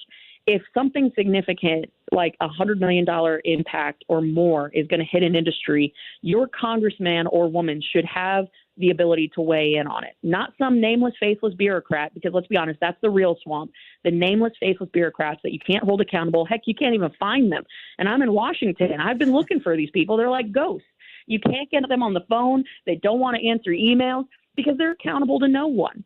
So this bill would rein in government. It would restore that Article I authority to Congress. It would be a huge boost to industries all across America. But more importantly, it's good government. It increases transparency and accountability, and it is going to put we, the people, back in charge. Well, Congresswoman Cammack, we're glad that you came on here. You were in the studio here, and I happened to be off that day with one of my kids' tournaments. But you are an X's and O's alum, and I'm so grateful for my chance to get to talk to you here on the Annie Frey Show. Keep fighting the good fight. Come back. Yes, anytime you're in town, we'll have you in. We'd love to have you back. Thank you so much for what you're doing and for sharing some of the information with us today. Okay, thanks so much. Have a good one. You as well. Representative Kat Cammack, Florida's 3rd District, member of the Select Subcommittee on the Weaponization of the Federal Government. We've all seen it. We know it's happening. What happens next? And it is bigger than just the government solving government problems. Boy, if that's not a definition of what we need to stop doing. We need to get the government out of the way, and that deregulation that they're talking about in the REINS Act would be a good start. Let's take a quick break. More Annie Frey Show. When we come back, the YouTube live chat poll: should Donald Trump continue to run for re-election? Yes or no? I have written down at the beginning of the show what my prediction is for the outcome of this poll, but I need your voice to be heard. So go to the Annie Frey YouTube channel, and in today's live broadcast, in the live chat portion, you can tell us, should Donald Trump continue to run for re-election? Yes or no? Leave a comment if you so choose. Hannah's going to feature those at the end of the show. We'll get down to the rest of the news when we come back. Don't go away. It's gonna take time. You're listening to the Annie Frey Show on St. Louis's home for conservative talk. To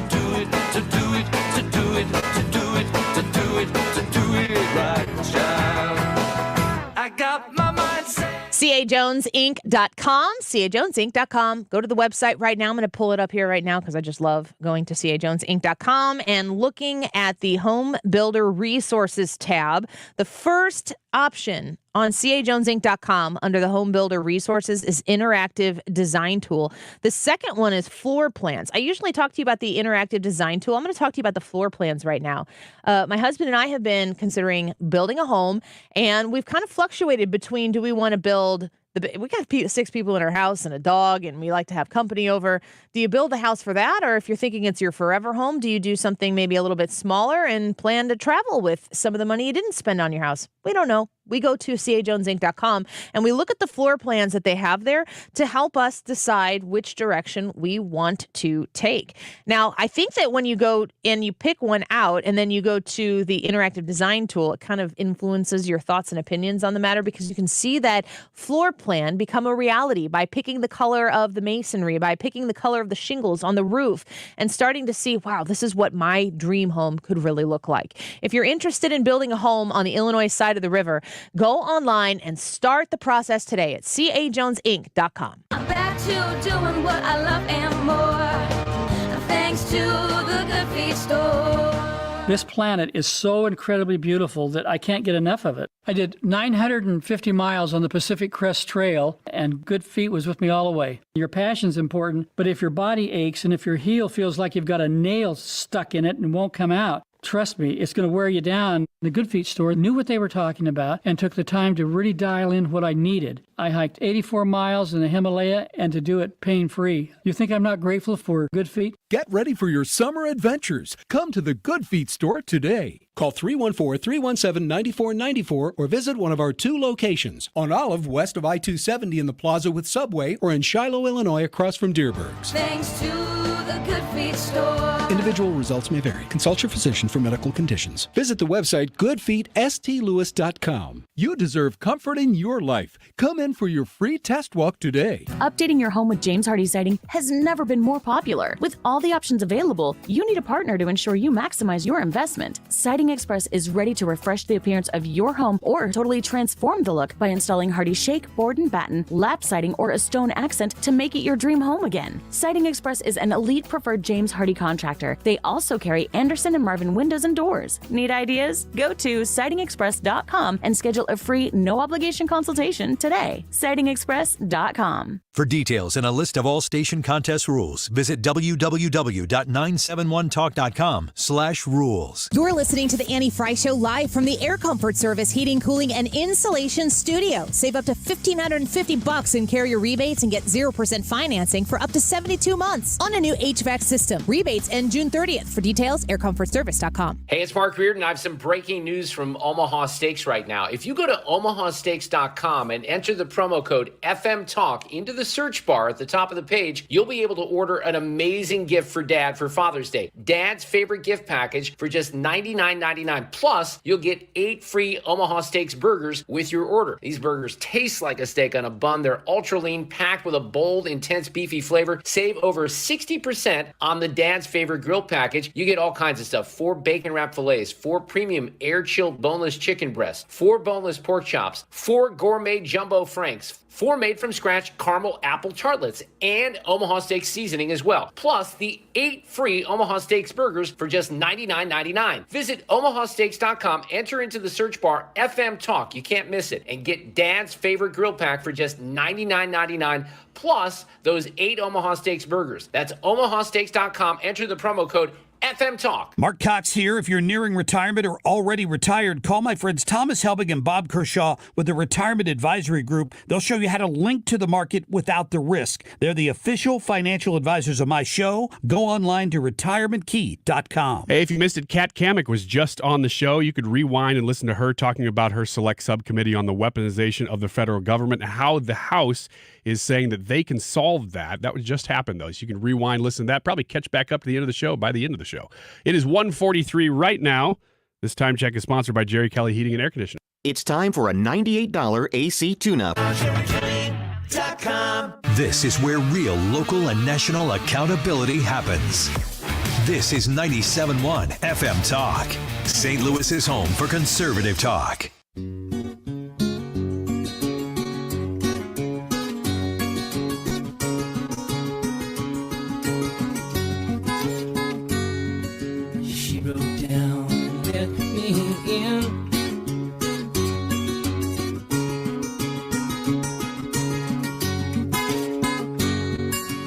This is the Annie Frey Show. Find the podcast, on-demand audio, and more at 971talk.com/Annie.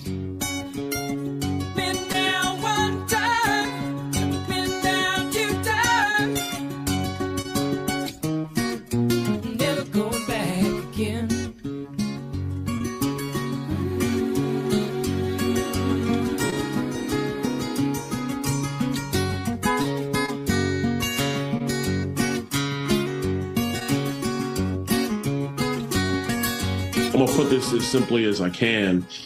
Our debt trajectory, the way we are going, for us to seriously begin to balance our budgets and begin to start paying down debt, or at a minimum, just freezing our debt outlays, I mean, we're probably talking 15 years. I'm 44 right now, so we're talking about when I'm 59. And that requires starting today. Yeah. And every year that goes by, the level of cuts and the austerity measures only become more serious. And who that really hurts are the hardworking people of America who did not ask for this massive spending. Did you hear what Congressman Donalds just said there?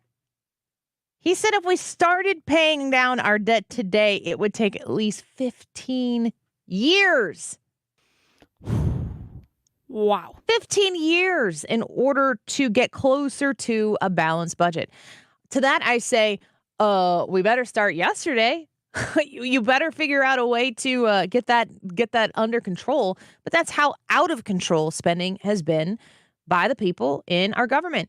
I wonder what the quantification, is that a word, of how much the pandemic exploded that number. But according to Congressman Donalds there, if we started paying down our debt today, it'd take at least 15 years to get closer to a balanced budget. That is absurd. Why wait another day? Man, that's a lot. Steve Moore joins us now, Distinguished Fellow in Economics at the Heritage Foundation, author of the book Govzilla, How the Relentless Growth of Government is Devouring Our Economy and Our Freedom. I don't know if you heard that clip there, Steve, but the Congressman Donald said it would take us 15 years to get us closer to a balanced budget if we started paying down our debt today. You're probably not surprised by that.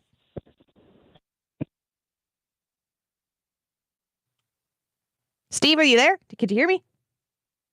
Pace to borrow $2 trillion, a $1 trillion national debt we already have. So these numbers, the budget deal that passed. I think we're having a little trouble there connecting with Steve. We're going to see if we can get connected with him. His signal has been a little rough for us. Does that shock you does it even, real question, Hannah, does it mean anything to you that it would take 15 years? Is that like funny money, monopoly money? No, it's really not. That's actually really, really scary. 15 years to pay it back. I can't believe it. Like, has it ever been this bad that you know of? No, I mean, that's what I'm wondering, how much the pandemic influenced the speed with which that ballooned out of control. Because there's nobody well, I was going to say Barack Obama, but go back even further in the Bush years, when after September 11th and the money that we spent as a country in Operation Iraqi Freedom and everything that came with that bloats the budget. And then Barack Obama comes in and Obamacare hits. That's in 2010. That bloats the budget. So it's just person after person after person, administrator after administrator, president after president has this pet project, and it costs a ton of money, and we just continue to somehow fund it because we have a printing press. Steve, sorry if we lost you there. The connection was a little rough. Hopefully you can hear us okay. So sorry about that. So what I was $2 trillion this year, on top of the $31 trillion that we already have in debt. And, you know, the budget deal that you and I talked about last week on this show, that's a Band-Aid on a cancer patient. It may be slightly slow, the rate of increase, but it's not going to reduce the debt. The debt is still going to go up $8 trillion over the next 10 years. Yeah, that's the wrong direction. And there's I'd say so. There's no end in sight. What is a realistic applicable approach that somebody could come in and lead this country into the right direction? What can they do? Well, the first thing you have to do is the economy. Let's drill for our oil and gas and collect tax revenues from that. And then you've got to put major constraints on government. We got to cut every government program by about 20%. And we could do cut the Department of Energy, the Department of Education, our foreign aid, all these programs, which I think, people where you live probably wouldn't shed one tear if we cut these programs. So, they wasted hundreds of billions of dollars of COVID money. But there's all this unspent COVID money the Biden still wants to spend.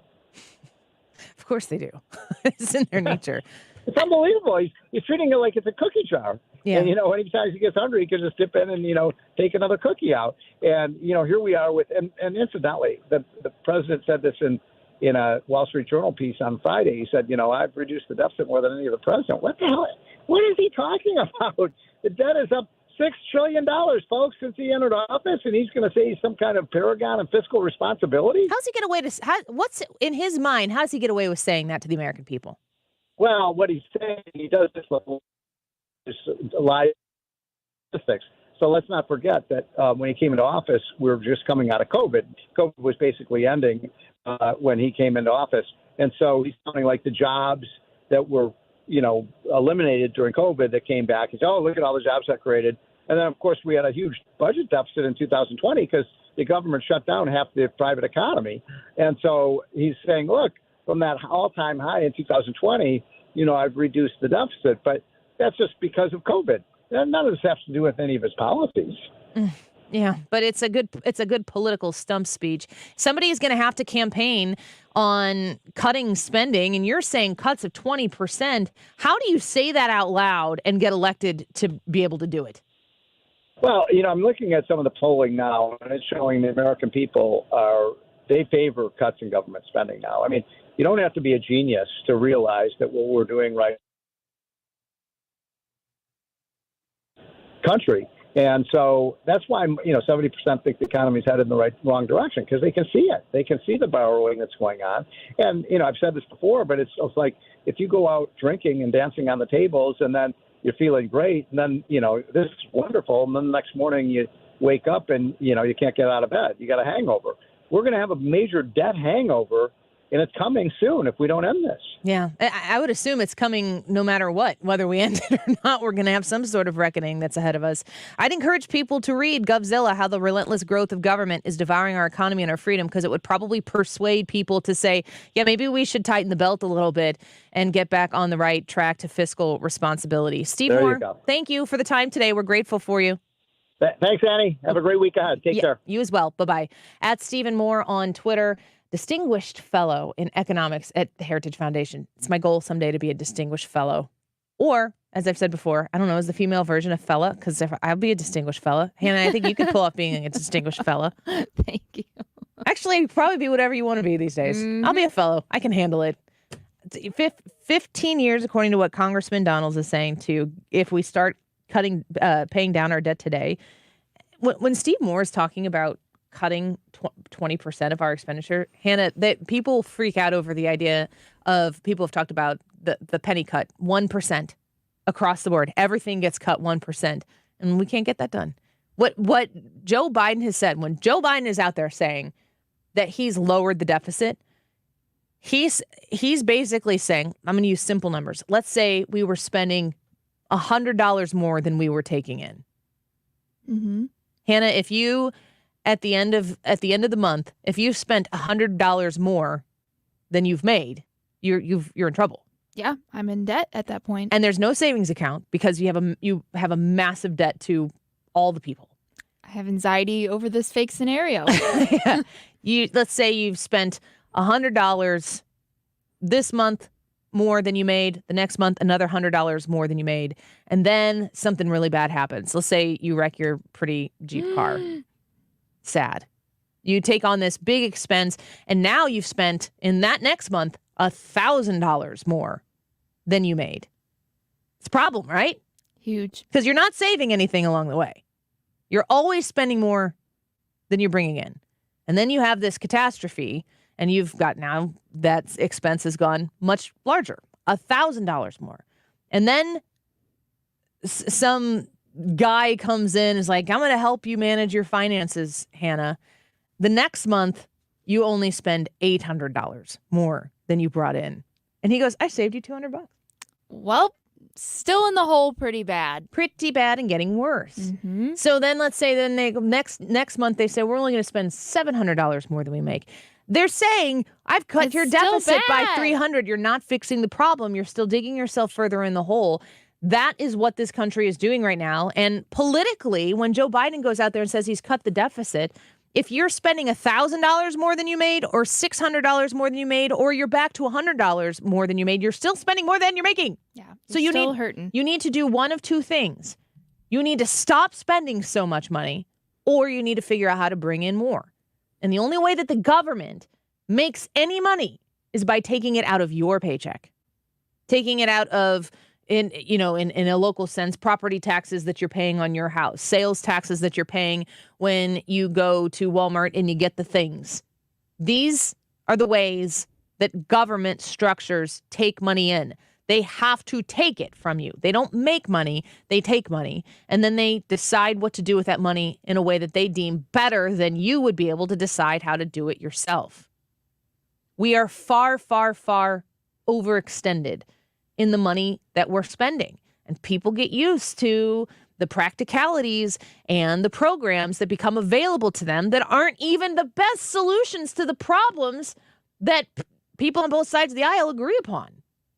The government comes in with a shiny new solution to a problem that likely in many cases they created. And that perpetuates the cycle, the need for government interference, intrusion, interaction in your life. Do you need a government that's out there that's helping provide the best national defense that exists in the world? You're darn right you do. Do you need somebody out there who's going to fix the roads that go from Illinois into Missouri to make sure that they're drivable? Infrastructure, it's a big deal, right? That's a collective thing that we invest in. Just tell the people on I-95 in Pennsylvania. Whew, not where that, did you see that? That was bridge collapse? crazy, yes. Yikes. Let's hear all the people stumping for infrastructure successes for the Biden administration. It's just the government is not showing up and solving all of our problems. It just isn't. It's creating some huge ones down the road. Good to speak with Steve Moore on the Andy Frey Show. Go vote in the YouTube poll. Should Donald Trump continue to run for re-election? I have a feeling I know how this is going to shape up. Go vote. We'll be back in a minute.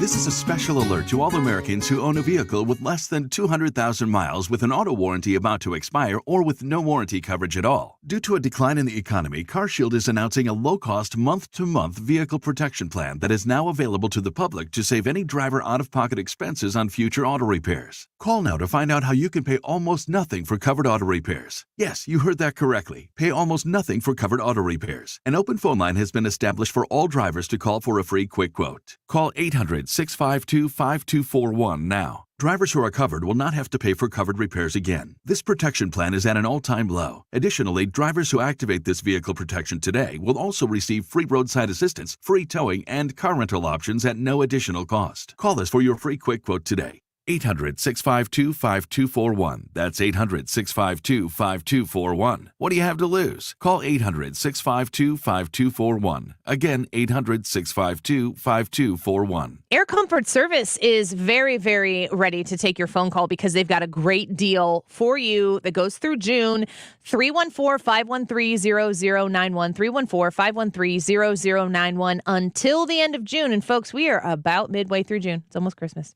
Until the end of June, you can save up to $1,550 on Carrier Cool Cash rebates on qualifying systems. So if your air conditioner is not cutting it, it's not doing the trick, you're not in your comfort zone in your house, you know you need to call somebody. Call the people who are going to help make this as painless as possible. 314-513-0091. You may also qualify for 0% financing for up to 72 months.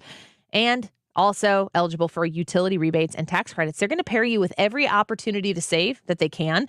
And through June, you can save up to $1,550 in Carrier Cool Cash rebates on those qualifying systems. 314-513-0091. Find them right now at aircomfortservice.com.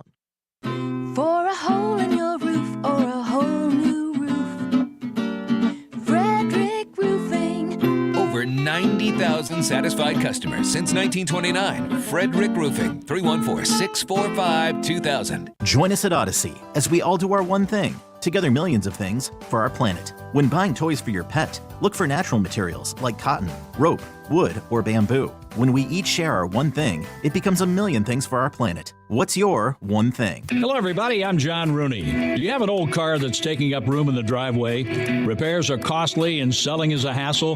That's why you should donate it to Goodwill. Donating is quick and towing is free. Plus, you get a tax receipt and 4 tickets to a Cardinals game, compliments of the St. Louis Cardinals. That's a win-win. For more information or to donate, visit online at mersgoodwill.org. Must mention Cardinals. KFTK FM Florissant. From the Under Law Injury Lawyers, GetJim.com studio. 97.1 FM Talk. Always live on the free Odyssey app. The White House on the defense on Lisa Brady, Fox News. National Security Council spokesman John Kirby just explaining the initial denial of reports about China having a spy base in Cuba. But we were as forthcoming as we should have been, given the nature of this information. Kirby also says clarifying inaccurate information is not the same as walking back their comments. The Biden administration says China's efforts in Cuba and elsewhere were already underway when President Biden took office, and they've been working to slow them down. Pennsylvania State Police just confirming that human remains were found at the site of a tanker truck explosion that collapsed part of Interstate 95 in Philadelphia yesterday. They're awaiting more information from the medical examiner, but no other deaths or injuries have been reported. It is amazing that there weren't vehicular fatalities driving into what was then the gone part northbound of 95. Pennsylvania Congressman Brendan Boyle says the quick work of state police prevented further tragedy. Police say the truck driver was trying to exit when he lost control. Rebuilding that section of highway is expected to take several months. The U.S. Supreme Court declines to wade into a state dispute over license plates. A couple years ago, North Carolina said it would stop issuing license plates that had the Confederate flag on them. The North Carolina chapter of the Sons of Confederate Veterans sued, saying it violated their free speech rights and state law governing specialty license plates. The state allows for the design of a certain number of specialty plates, but they sent this group a letter saying the Confederate flag has the potential to offend and that they'd no longer make a plate with such a design. Fox's Jessica Rosenthal. 8 years ago, the Supreme Court ruled 5-4 that Texas could limit specialty plate design in a suit involving the Texas chapter of the same veterans group. America is listening to Fox News. At SimpliSafe, we know during a break-in, every second counts. So our home security system is powered by 24/7 professional monitoring agents who use Fast Protect technology, only from SimpliSafe, to capture video evidence and verify a threat for fast police response. Now, install SimpliSafe your way. Do it yourself or have an expert set it up for you with new Pro Install. Get 20% off any new system with Fast Protect monitoring at simplisafe.com/radio. There's no safe like SimpliSafe. Hi, I'm Martha Stewart. Every year, more than 4 million pets enter shelters here in the United States. My friends at American Humane have been helping animals since 1877. The goal is to ensure that pets have a safe shelter, especially during natural disasters. Adopting a shelter pet allows shelters to help more animals awaiting care. Please consider adopting today and take some time to learn more about American Humane's other work at americanhumane.org. Air Comfort Service, heating, cooling, and insulation, weather. Chief Meteorologist Dave Murray. What a delightful afternoon around town. Plenty of sunshine, cool for June, low humidity. Really a comfortable afternoon. 78 for the high. Tonight, clear skies. A quick drop through the 70s for evening plans. 52 for the overnight low. Tuesday, sunny, nice. Touch on the breezy side. Tuesday afternoon, up to 82 degrees. Wednesday and Thursday, sunshine, 89 each day. This is 97.1 FM Talk. Chief Meteorologist Dave Murray. This is a message for all St. Louis Metro homeowners. If you want to sell your house, but only the thought of it gives you a headache, Chris Buys Homes in St. Louis has great news for you. Chris Buys Homes in St. Louis can help you avoid any headache and will buy your house for cash in as-is condition, and you won't even have to do any repairs, cleaning, or paying any fees. Just call 314-782-8000. for a fast and easy solution and sell your house today. Chris buys all kinds of houses, inherited houses, vacant houses, fixer-uppers, and also beautiful houses. All you need to do is call Chris Buys Homes in St. Louis at 314-782-8000 and let Chris take care of everything for you. Call Chris Buys Homes in St. Louis, 314-782-8000 and get the peace of mind you deserve. Who will dare to find a new way to think about energy? One that connects our lives like never before and creates a world where we can breathe easy. NewScale dared by making 24/7 carbon-free energy a reality with our Voyager SMR power plants. Let's see how bright the future can be when cleaner, safer energy is available to all. NewScale. Power to the world. Power for all humankind. Discover the future of energy at newscalepower.com. I'm Kareem Abdul-Jabbar. I learned about atrial fibrillation the hard way. My symptoms would come and go. Shortness of breath, fatigue. I kept going. Then I got so lightheaded, I couldn't. My doctor said I have AFib, so I'm about 5 times more likely to have a stroke. Other symptoms, irregular heartbeat, heart racing, chest pain can come and go, but the risk of stroke stays. If you have symptoms, tell a doctor. Visit notimetowait.com. Sponsored by Bristol-Myers Squibb and Pfizer. At Grainger, we're for the ones who pay attention to every little detail. The ones who fuss, tinker, and sweat the small stuff. Because you know the tiniest thing can make the biggest difference when it comes to keeping business moving. We get it. We're the same way. Offering access to product experts to help you quickly and easily find what you need. So whatever your industry, you know you're always getting professional-grade products. Call, click Grainger.com, or just stop by. Grainger, for the ones who get it done. Progressive can help you protect your home, auto, boat, motorcycle, ATV, and RV, and more. And if something wasn't mentioned that you had in mind, find out if it can be covered at Progressive.com or 1-800-PROGRESSIVE, because it probably can. Join the thousands of St. Louisans who donate to Ronald McDonald House Charities of St. Louis. Your donation will assist families in staying together during medical emergencies. Donate today at rmhcstl.com. Connect with the personalities and give your feedback. 97.1 FM Talk is on Facebook, Twitter, and Instagram. For content that's additional to the radio, join us there.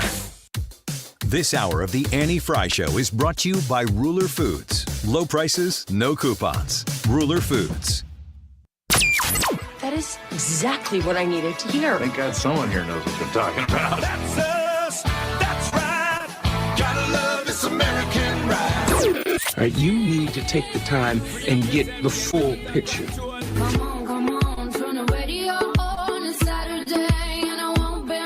Don't get me wrong, I love the ladies. I mean, they rev my engine, but they don't belong in the newsroom. It is Anchor Man, not Anchor Lady. What do you want from me? I'm not America's sweetheart. Goodness sake, kid. Keep your voice down. Your father's listening to the radio. I'm not America's sweetheart. This is the Annie Frey Show. Yeah, Shannon, the problem is that he's got to run the table. He's 76 years old. All the government has to do is stick the landing on one count, and he could have a terminal sentence. You're talking about crimes that have a 10 or 20-year period as a maximum. The evidence here is quite strong. Now, we haven't heard their other side. Generally, these indictments are a lot stronger on the day they're issued than the next day.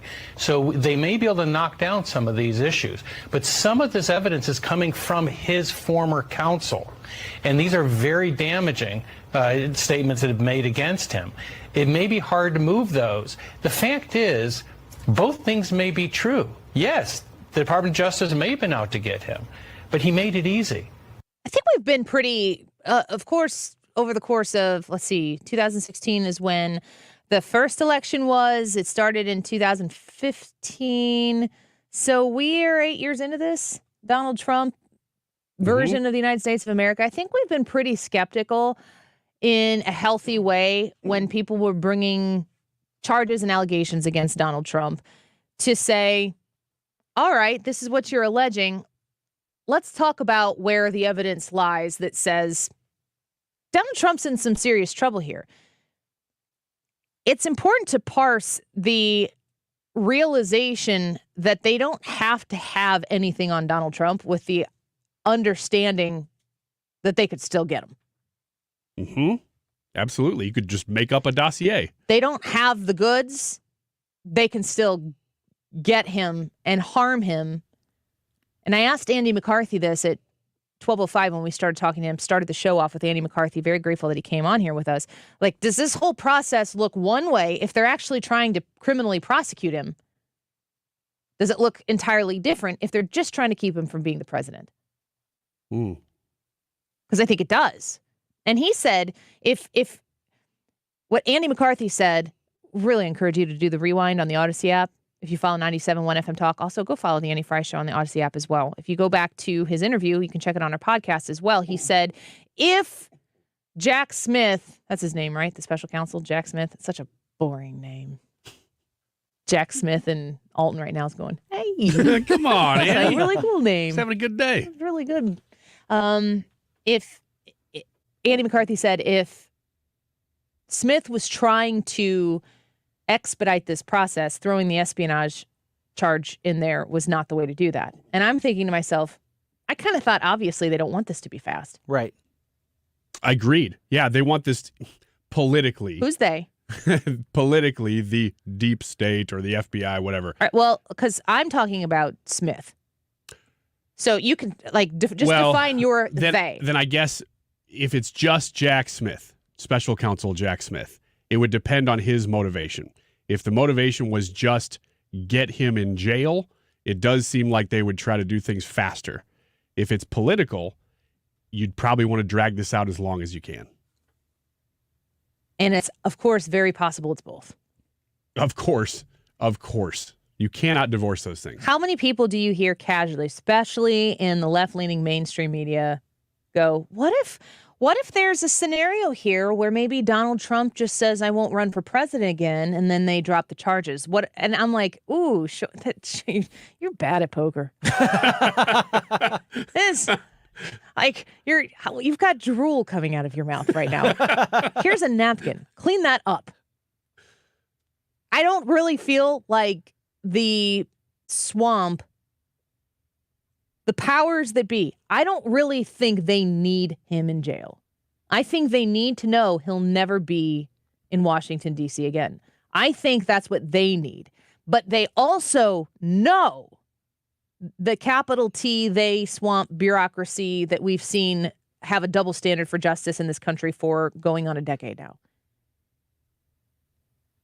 I don't think they have to see Donald Trump in a jail cell, but they know that voters, everyday plebe Americans like you and me, they need to see Donald Trump in jail. The ones that hate him, that feeds the fire that supports the system where they just keep Donald Trump out of Washington, D.C. They need you to burn with hatred for the man Donald Trump.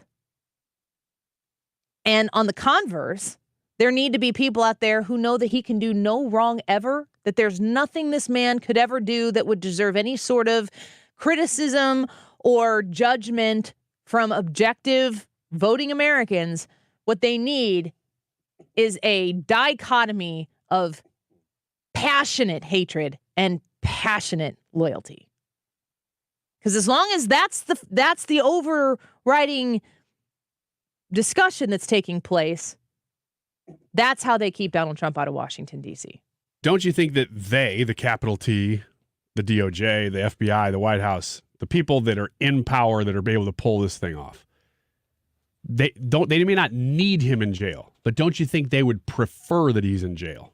I don't think they care. Nope. I just think they don't want him in Washington, D.C. because they're concerned. That's too personal. They don't care about that. That's a personal vendetta that many Americans have. And in my opinion, the phrase that keeps coming over in my head again and again and again is Donald Trump. I think it was in St. Louis with Hillary Clinton telling her you'd be in jail. From then on, I think that Donald Trump actually pivoted the American attention to, you know what, these people might be criminals. And maybe, how come these people get away with stuff that I would never get away with? in St. Louis, Missouri, if I did the things that they did, if I disrespected the system that is a we the people system, the capital we and people is us, not them, it's us. When Donald Trump crossed the Rubicon, which is the word of the month or year, and suggested in a presidential debate that Hillary Clinton should actually be in jail, that elevated the white-hot, fiery emotion of political fanboys and fangirls to say, I think you should go to jail. And then they just had to figure out how to get him there. So there are a lot of people who are very consequential people, voters, activists, who need to see Donald Trump in jail. They need it. Like, put it in a prescription bottle and charge for it. That's how bad they need it. The people in Washington, D.C., the bureaucrats, I think that they look at people like me, conservative talk radio show host. It's what becomes very offensive to me when people find out what I do for a living, but they've never listened. The idea of what we do for 3 hours a day is already pre-programmed in their head. It's like, have you listened to the show? I'm interested in what you have to say. Are you interested in what I have to say? They don't spend that much time because they need people who are in my line of work, conservative talk show radio hosts or TV hosts or bloggers or whatever, or social media influencers, going out and just throwing gasoline on a fire because they need people angry. They need people to emotionally care more than they're willing to think. Which is why I think this Trump situation is different than other ones that we've faced before. Because what other people have been able to get away with, they're not going to let Donald Trump get away with it. And this is not something they fabricated. It is true that Donald Trump is not alone in this crime if he committed the crime that he's been accused of. There's actually a long storied history of people who have been in federal office who have done egregious things and they've gotten away with it. In my opinion, there is no way that this country gets on track without everybody being held to account. Mm-hmm. And if Donald Trump did what they suggested he did, you can't take him out of that equation either because he's your guy. And I'm sitting here saying, if he's the nominee, I'm voting for him for president. It's almost not even, it's almost worse than the lesser of two evils now. I don't even know what this is. I don't it's have an answer. I mean, what you've been saying today, I heard you guys talking at 12:25 too, just about, some different opinions on these things, is you're trying to parse out a lot of things because you can compare this to other presidents and other vice presidents, mm-hmm. but senators, and laymen for that matter. State, yeah. But then again, it's not always the exact same situation. So you do have to account for different details here and there. And the politics, it's so hard to view this objectively because you do have similar examples, but never the same example. And politics is all over all of it all the time. So you can't remove it from the scenario. And then you almost have too many variables that you can't conduct the scientific experiment anymore. People have commented today in our YouTube live chat. We invite you and enjoy you to come join us on the Annie Frey YouTube channel and participate in the conversation. Hannah's watching people respond to the YouTube live chat poll. Should Donald Trump continue to run for re-election? There are a lot of people who are suggesting that Donald Trump is the only person on the face of the planet who could be elected president and solve this problem. I disagree with that wholeheartedly. What do you think, Brad? Yeah, I disagree with that a lot. There are probably a lot of people out there that could solve this problem. This idea that you need to have some sort of special, like, I don't know what you want. They say he knows where the bodies are buried. Whatever. If he knew where the bodies were buried, he would have dug them up and exposed them when he was president for those 4 years. And he didn't do it. He didn't do it. The swamp was still there when he left office. All of the complaints about the elections, that happened under his watch. He says he needs 6 months DeSantis says, why would you elect someone who could only serve 4 years? I can serve 8 years. Donald Trump's response to that criticism was, dude, I only need 6 months. Where was it? They were going after you the whole time, and you were just constantly playing defense. It's going to be the same when he gets in there. I don't know. I don't think Donald Trump's the only one that can fix this. He might know where the bodies are buried, but there's a bunch of people that work for him that knew that too, that you could also draw on that information from. It doesn't have to be Donald Trump. As a matter of fact, it's probably better that it's not Donald Trump, because if it's not Donald Trump, then it's not going to seem like petty revenge. It's just going to be house cleaning at that point. Probably not that. And Senate cleaning. Yeah. And not executive that mundane. Cleaning, Justice Department cleaning. But and then the other side of that is too, and you just mentioned the Senate. Some of these quote unquote swamp creatures are elected by the people. The president can't go in and remove elected officials. He can clean out the bureaucracy. That's it. Everything else is on the people to clean up. Ryan, is Donald Trump the only person who can effectively, as drastically as is necessary, be the guy who goes in and cleans it? No, he's not the only one, but he is, I think, best suited for it, for sure.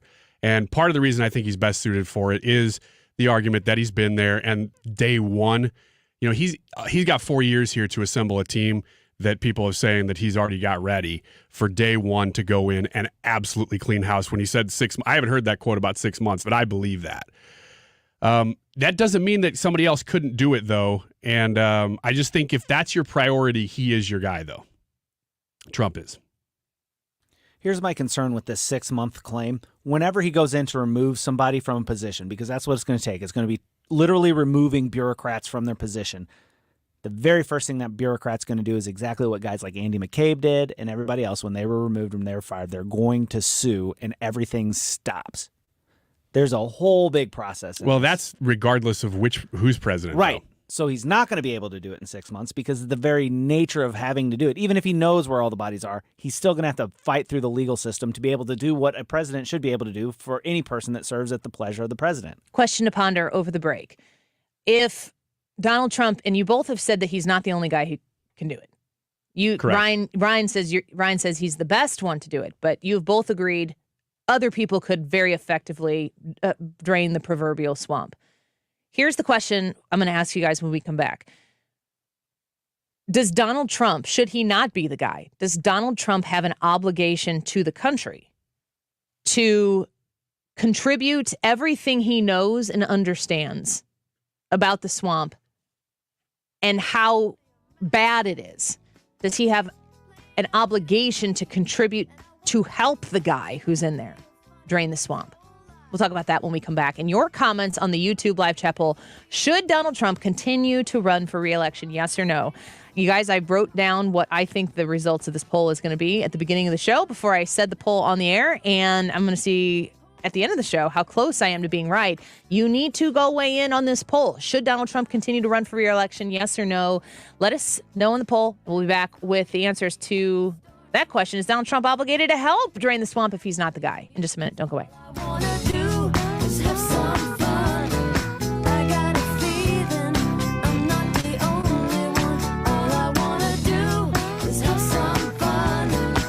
This is the Annie Frey Show. TheDiamondShop.net is the website. When you go onto TheDiamondShop.net, you're going to find out how you can become a VIP. And when you join the VIP program with the Diamond Shop, free to sign up, members get special discounts and merchandise.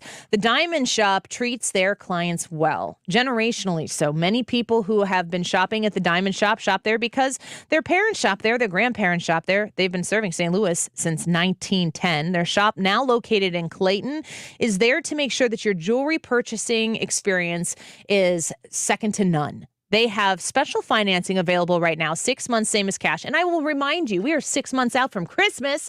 And if you are looking to buy something lovely for somebody in your life this Christmas, you could start that process right now. 6 months, same as cash. Make that purchase a little bit easier on the wallet and see what the Diamond Shop can do for you and your special someone today.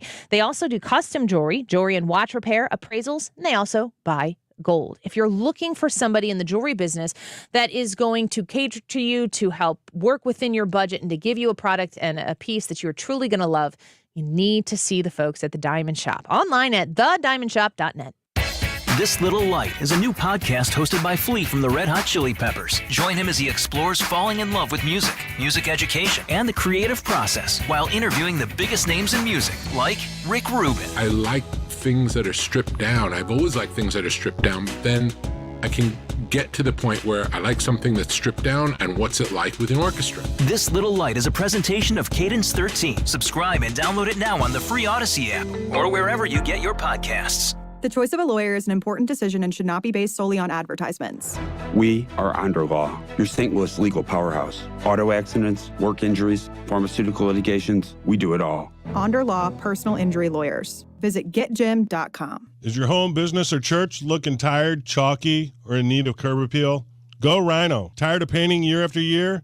Go Rhino. Our unique 3M ceramic technology is perfect for brick, stucco, aluminum, steel, color lock masonite, and more. It's backed by our 25-year transferable warranty to not chip, crack, or peel. Great if you're staying, and even better if you're selling. Our ceramic coating allows you to maintain all of your architectural features. The decision to do vinyl will leave your home looking like a plastic moldy box. With Rhino Shield, in 15 years, your home will still have that, wow, it looks like you just got it painted. We've done large condo complexes, parking garages, pole barns, and commercial strip malls. We coat sloped and flat roofs to extend their lives too. Evaluations are free. 877-25-RHINO or 877-25rhino.com. See what we did there? Genius. Tell them, ladies. Don't paint, don't vinyl, go Rhino Shield. Never paint your house again. Rhino Shield.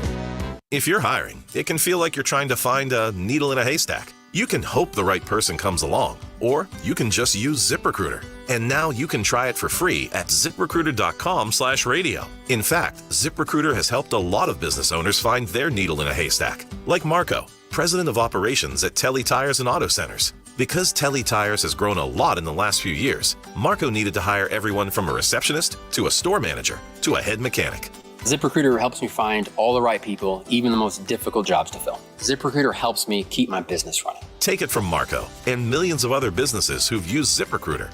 ZipRecruiter can help you find the needle in the haystack. See why 4 out of 5 employers who post a job on ZipRecruiter get a quality candidate within the first day. And right now, you can try ZipRecruiter for free. That's right, free at ZipRecruiter.com/radio. That's ZipRecruiter.com/RADIO. ZipRecruiter.com/radio. ZipRecruiter, the smartest way to hire. Join Mosby Building Arts every Saturday from 12 to 1 p.m. on 97.1 FM. Rich Orse and guests give insider tips about renovations, design, construction, exteriors, and more. Tune in to Right at Home with Rich on Saturdays or catch the podcast online. You're listening to the Annie Frey Show live from the Air Comfort Service Heating, Cooling, and Insulation Studio. Don't suffer from seasonal allergies when Air Comfort Service has solutions to remove up to 99% of allergens. Improve your indoor air quality and get in your comfort zone. AirComfortService.com. Want to listen to 97.1 outside the listening area? There's an app for that. Download the Odyssey app, and one tap will turn the station on. The Odyssey app for 97.1 FM Talk.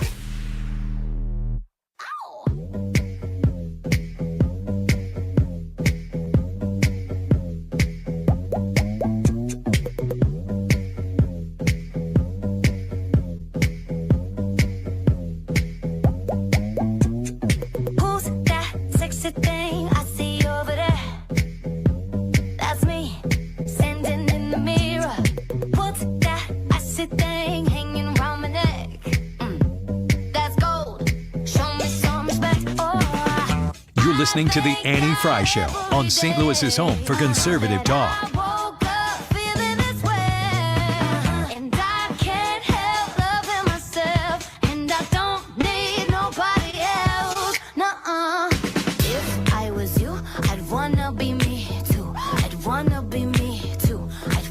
Welcome back to the Annie Frey Show. We are glad that you're here with us on a Monday afternoon.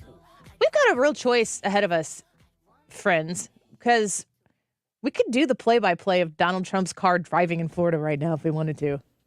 He's making a left turn. I think you just did it, though. I mean, that's pretty much all there is to say. Is there that much interest in this? I mean, in the bigger story, yes, but like that's very, I don't know. I don't care about that part. Like where his car he is. Yeah. No, I don't think so. In fact, some of the people I talked to over the weekend barely were aware about the indictment. If you said Donald Trump's been charged with something, wouldn't most people who don't pay attention be like, yeah? Oh, is that author thing? I mean, that's... I think that they just assume. I think that the uneducated, uninformed, and not interested in filling in any of those blanks mentality is Donald Trump is probably a criminal for something. Well, sure. I mean, that's the whole nature of doing this. Just keep charging him. If I asked you guys before the break, is Donald Trump the only person who can go become the president and proverbially drain the swamp the way a lot of people want the government to get back to being for the people, not a self-sustaining. Ask Jason Chaffetz, his book, The Puppeteers, the people who control America. That's what this is about. It kind of makes me think Jason Chaffetz could do it. He wrote the book on it. If Donald Trump isn't the guy, for whatever reason, he loses the primary, he's in jail, but that doesn't preclude him from being able to run for office and being the president. For whatever reason, Donald Trump's not the guy. Should he provide whoever is the guy or girl the necessary information, the assistance, the help, the advice necessary to do what needs to be done? Go ahead, Hannah. Quick thought. He should, but I don't think he will. Dear God, yes, he should. And yes, he will, Hannah. He wants to see justice. And I know that he is very competitive.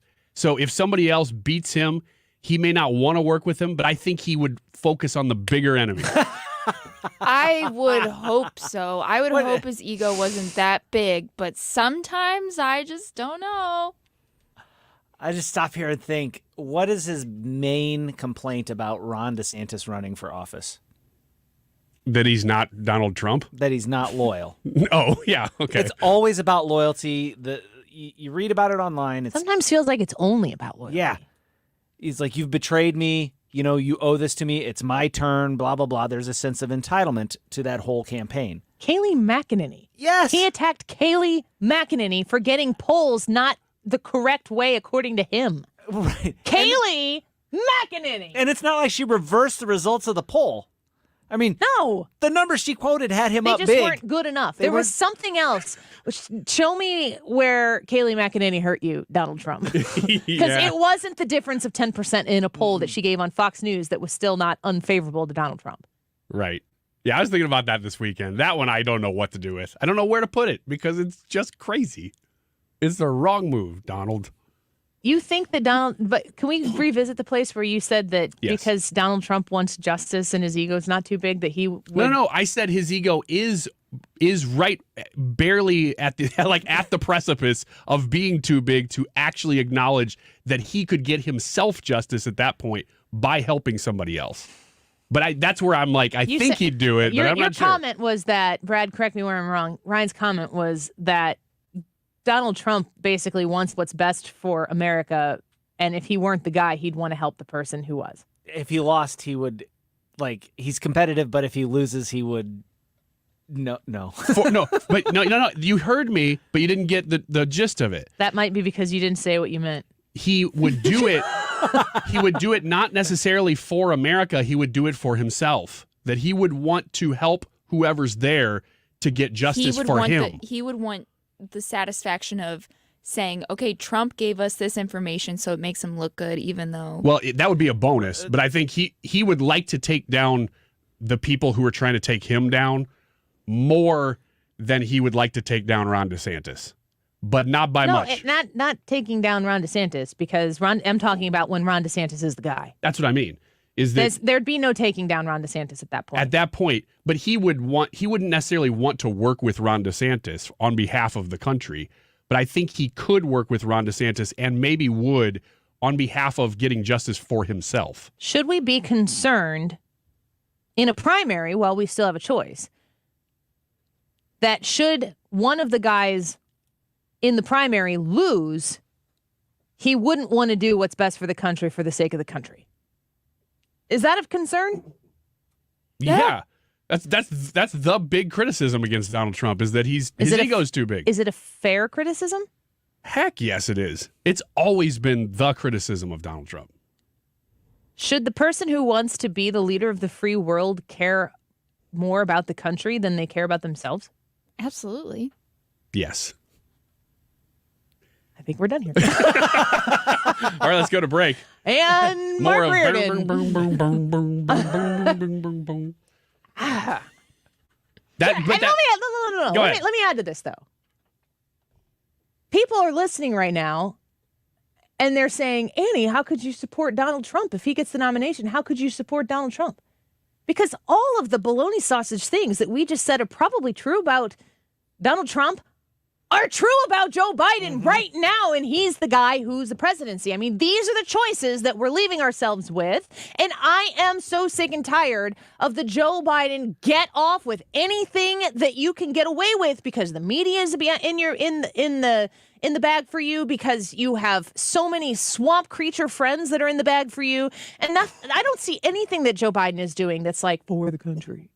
I see a lot of crap that he's doing that's for Joe Biden, for the Biden family, for the lobbyists that line his pockets, for the person who, I mean, I know that Joe Biden isn't the longest tenured person in government, but think about that. Like, he's close. Wow. What has Joe Biden done in all of this time? And if you go back and you look at the things that he pushed for and stumped for when he was a young man in the Senate, he's against all of those positions now. Yeah. He has conflicted himself over the course of time. So that proves one of two things. He was either wrong then or he's wrong now, or that people change over the course of time. And when people change over the course of time based on circumstances that are put in front of them, then we've got to look at everybody when you're comparing stances to and from, that people do evolve over the course of time and change. And if you look at the Republican Party, I've seen a lot of evolution with the Republican Party over time. It's the broad tent party. The Democrat Party right now, which is controlled by the far left progressives. I know a lot of Democrats in my life, and I love them dearly because the people who are openly, outwardly Democrats and still associate with me, I do not talk about politics in my personal life. Unless they get brought up to me and I'm trying not to be rude to the person back. I don't bring up politics like at my kids' games. I don't bring up politics at church. I don't bring up politics at gatherings. I don't bring up politics when I have my friends together. But somehow or another, it always gets brought up. I don't know that it's because I'm there or if this is just what people talk about. There's no way for me to know. Yeah. Because I'm always where I am. You can't go in as a Put plain that in clothes quotations on an inspirational thing and then put Joe Biden. I am always where I am. A wise man once said, I don't know if this is the general experience that people have.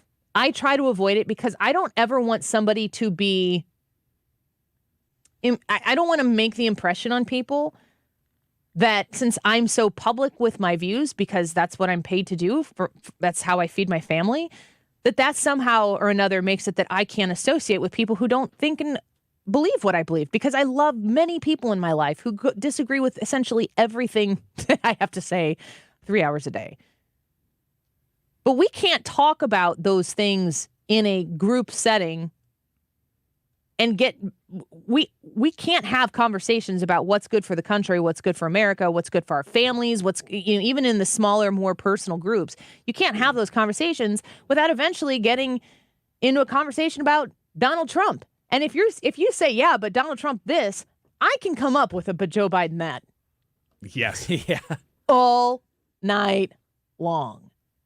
And then at the end, what have we solved?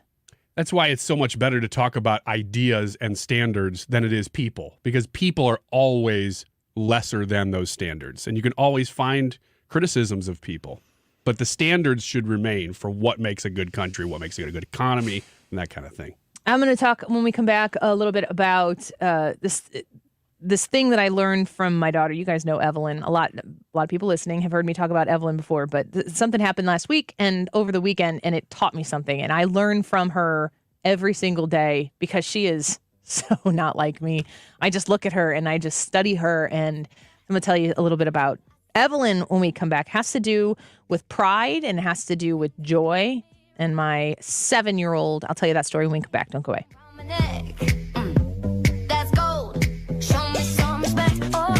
This is the Annie Frey Show. Follow Annie on Instagram at The Annie Frey Show.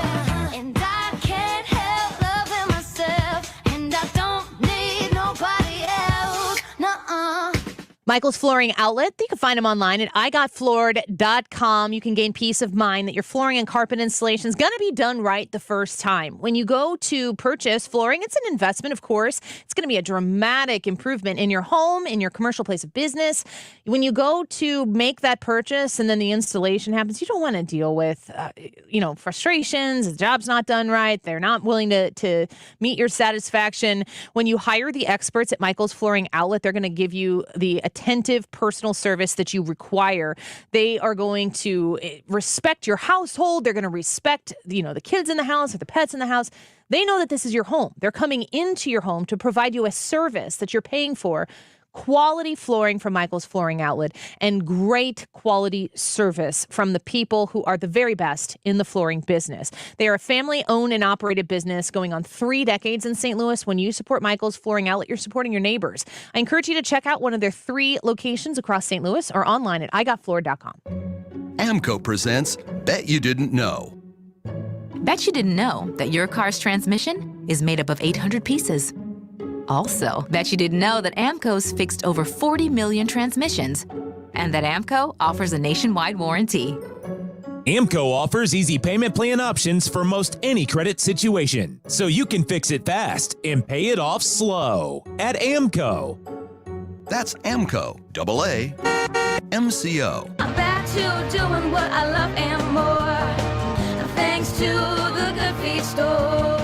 This planet is so incredibly beautiful that I can't get enough of it. I did 950 miles on the Pacific Crest Trail, and Good Feet was with me all the way. Your passion's important, but if your body aches and if your heel feels like you've got a nail stuck in it and won't come out, trust me, it's going to wear you down. The Good Feet store knew what they were talking about and took the time to really dial in what I needed. I hiked 84 miles in the Himalaya and to do it pain-free. You think I'm not grateful for Good Feet? Get ready for your summer adventures. Come to the Good Feet store today. Call 314-317-9494 or visit one of our 2 locations on Olive west of I-270 in the Plaza with Subway or in Shiloh, Illinois across from Deerbergs. Thanks to the Good Feet store. Individual results may vary. Consult your physician for medical conditions. Visit the website goodfeetstlewis.com. You deserve comfort in your life. Come in for your free test walk today.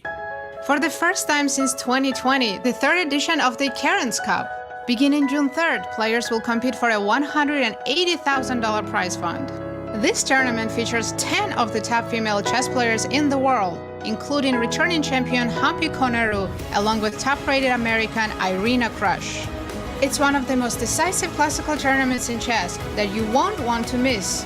Catch all the action on the St. Louis Chess Club YouTube and Twitch channels. I'm Eric Robert with Stifel. The economy is always changing, but what does it mean for your investments? Join me and fellow Stifel financial advisor Bob Stockdale during On the Money, Saturday mornings from 11 until noon on 97.1 FM Talk. Stifel, member NYSE and SIPC. There's never been a better time to get that engagement ring or fine diamond jewelry. Right now at Diamonds Direct, our most exciting offer ever. You can get instant savings up to $5,000 off any purchase or enjoy special financing for up to 5 whole years. Either way, you save big. You can't miss this limited time offer. Design your perfect ring and get our most gorgeous and most flexible financing options. Now through June 30th at Diamonds Direct. Your love, our passion. Get details, store hours, and more at diamondsdirect.com. On approved credit. Today's YouTube live chat poll is asking, should Donald Trump continue to run for re-election? Yes or no? You can log into the Annie Frey Show YouTube page and cast your vote on that. The time is 2:43. Ryan, you messed me up. The time is 2:43. This update is sponsored by Jerry Kelly Heating and Air Conditioning. It's time for a $98 AC tune-up. JerryKelly.com. St. Louis's home for conservative talk. The Mark Reardon Show. I don't think they're going to cancel debates just because Trump's not going to show up. But is the polling going to shift? Probably not. Weekdays from 3 to 6 on 97.1 FM Talk.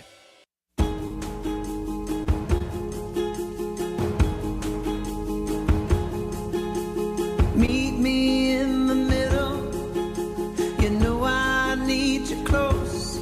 Oh, but it's always the little things I seem to miss the most. Oh, is that you I walk in?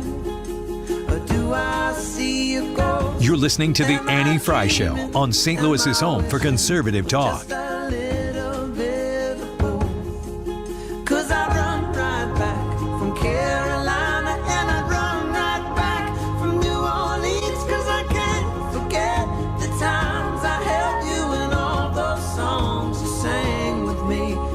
All those songs you sang with me.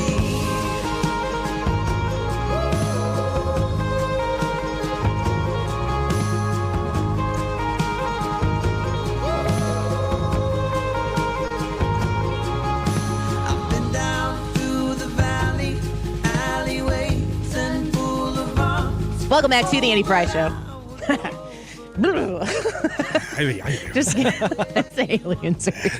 No, the aliens are much wetter than that. Oh. This is just like a shaking it up. Telling one story off the air, and I'm going to come on and tell. I'm glad I'm shifting to this story right now. So I don't think I posted this on my show page. I think I posted it on my personal page on Facebook.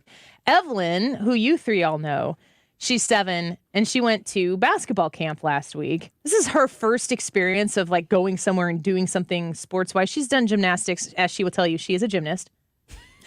Love it. You laugh because you know Evelyn. That's amazing. And of course she is. She says she is a She's gymnast. a gymnast, Okay. yes. That's good to know. She went to basketball camp last week, and at the end, I think it was probably for first through third graders or something like that. Maybe it was kindergarten through second grade, whatever. She's 7. She won a medal. She got the award for best effort and attitude. Oh, that's great. So she was doing a pretty good job then. Well, I mean, if you know her, she's just. Anybody want to take a stab at explaining Evelyn for the many people listening who haven't met her personally? I would describe her as one great big ray of sunshine. Yes. Enthusiastic. Yes. Yes. Just so loving and happy all the time. It is sunshine and rainbows and yay. Yes. And pink and sparkles. And purples. And the opposite of Annie Frey. I was just going to say, she is mine. I love her dearly. I have to learn it because I don't understand it.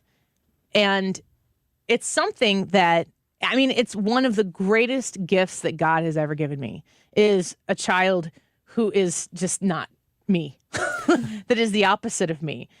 Because she won this medal and she wore the medal all the time. Slept in it, probably. We're getting ready for church and she's wearing the pinkest, most sparkliest sequin covered dress that somebody who knows her very well got her for her birthday to church. And she's an accessorizer. She wears bracelets. She asked me, she's like, Mom, can I get one of Grandma's necklaces? Well, after my grandma Schumacher passed away, my grandma, who I didn't mean to say her last name, but on air, but there she is.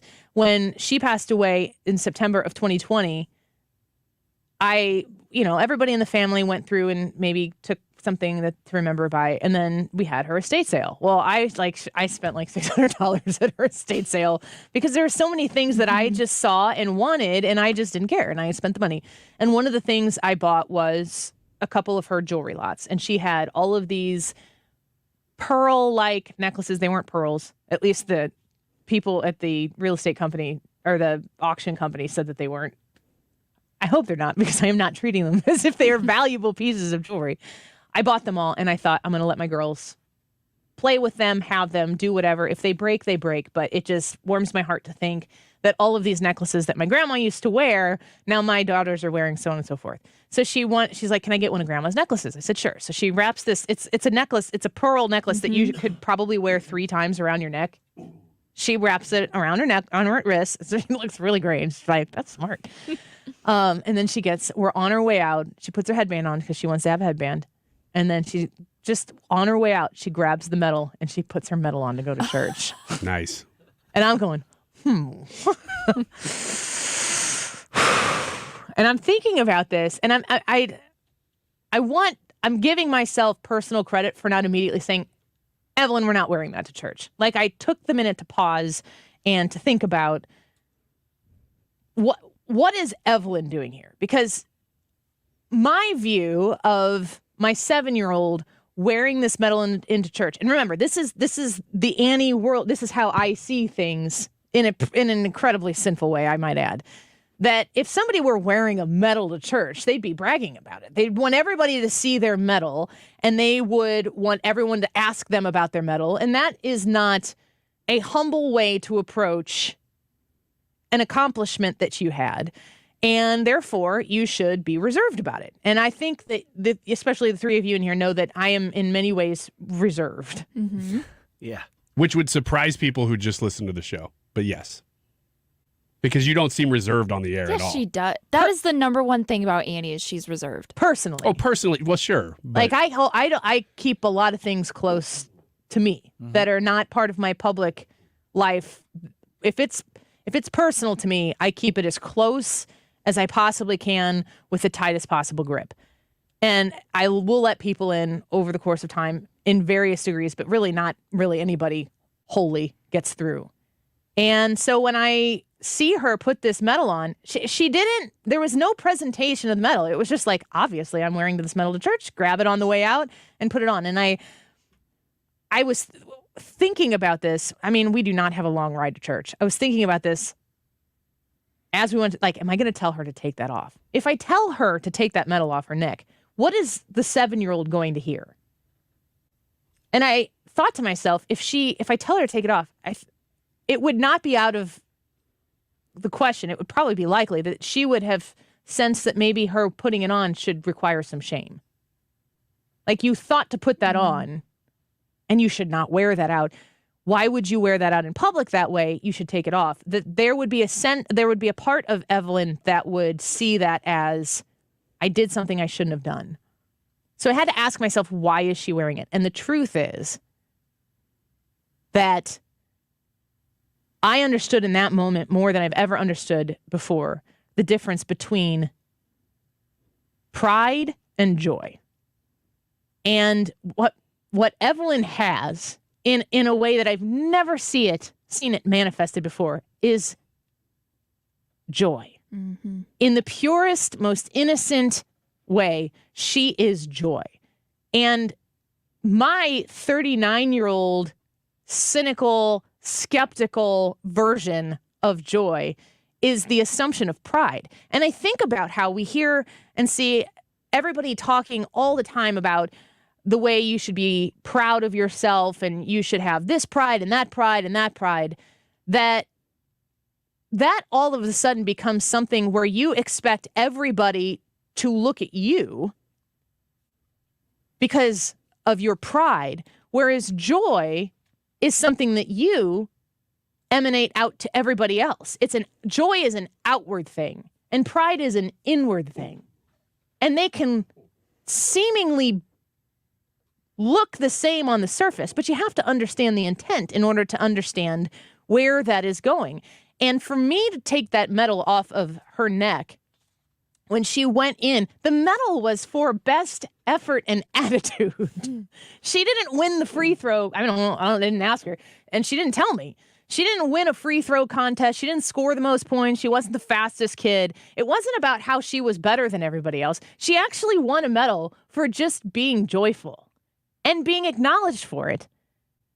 And anybody who would have asked her at church on Sunday morning, what's that medal for? She would have had the opportunity to speak about her joy, and everybody who knows her would go, well, of course. And it would make them smile. And that's where, while I was sitting in church thinking about this, sorry, Pastor, and it's all right. I remember the sermon. When I was thinking about it, and I was thinking about how that applies to my faith, isn't there a huge difference between people who present their faith with pride and people who present their faith with joy? Mm-hmm. Would you agree? Oh, 1,000%. One of those is attractive. Yes. Yeah, one of those is the one that makes people look at you and go, I want what you have. One of those is effective. Yes. The other one is repulsive. Yes. Is politics any different? Is it possible to talk about where you are in your political walk, in your life, and the things that matter to you? Is there a way to talk about these things with a true and honest joy because you really believe in what you're talking about, and it can be joyful to go down that process, whereas the alternative advocacy for who you are, what you stand for, and what you need can be very prideful, so that everybody understands that inward thing. I have all the answers. I have all the solutions. And if you know what's good for you, you will acknowledge that I am right, and then you too will be right, and then we can be all right together. That is not attractive. So if you're sharing your faith, and I don't care what your faith is, if you want people to know what makes you spiritually glow, if you want people to know what makes you politically content in your perspectives, makes you go, yeah, this is just who I am. This is what I believe. There is a difference in emanating joy versus requiring acknowledgement of what makes you proud. That doesn't mean that it's wrong to be proud of something. And I actually kind of think that the word proud and pride seem different to me in my mind too. We are, in every essence, missing joy. And Evelyn doesn't even think about it. She's just joyful. I am not that person. I will try to be. I am learning from her, and maybe I made the wrong decision in letting her wear the medal to church, Pastor. No, you're fine. You're fine. If you have an opportunity to share joy with somebody, I don't even care what it's about. It is so unusual that it stops people in their tracks. Mm-hmm. Now let's go to the YouTube live chat about politics. It feels really wrong to turn to this, but the YouTube poll today is asking, should Donald Trump continue to run for re-election, yes or no? Annie, give me your guess that you wrote down at the beginning of the show before I give you the results. I haven't looked at anything yet. Okay. So all I have here, I'll right there at the top. What's it say? It says 80% yes, 20% no. 80% I think say that Trump should continue to run. 20% say no. Well, Annie, you're wrong. There's 237 votes on the YouTube poll that asked, should Donald Trump continue to run for re-election or not? 62% of the people said yes. Holy smokes. 38% of the people said no. That's way lower than what I thought. Over a third of the people say he shouldn't run it. That surprises me. I thought based on principle alone, people would say yes, even though I wouldn't vote for him. 62% say he should continue to run. 38% of the 237 votes say Donald Trump should not continue to run. Thank you for participating. We're going to keep asking these questions. I want to know where you are. It helps us understand what kind of show you want to hear, but also keeps us honest and joyful. Mark Reardon Show coming up next. If you like to work with a local company that gives back to the community, Window World is the preferred window of your St. Louis Blues. Mark Cox here from my friends out at Window World. What a great product. A lifetime warranty. It covers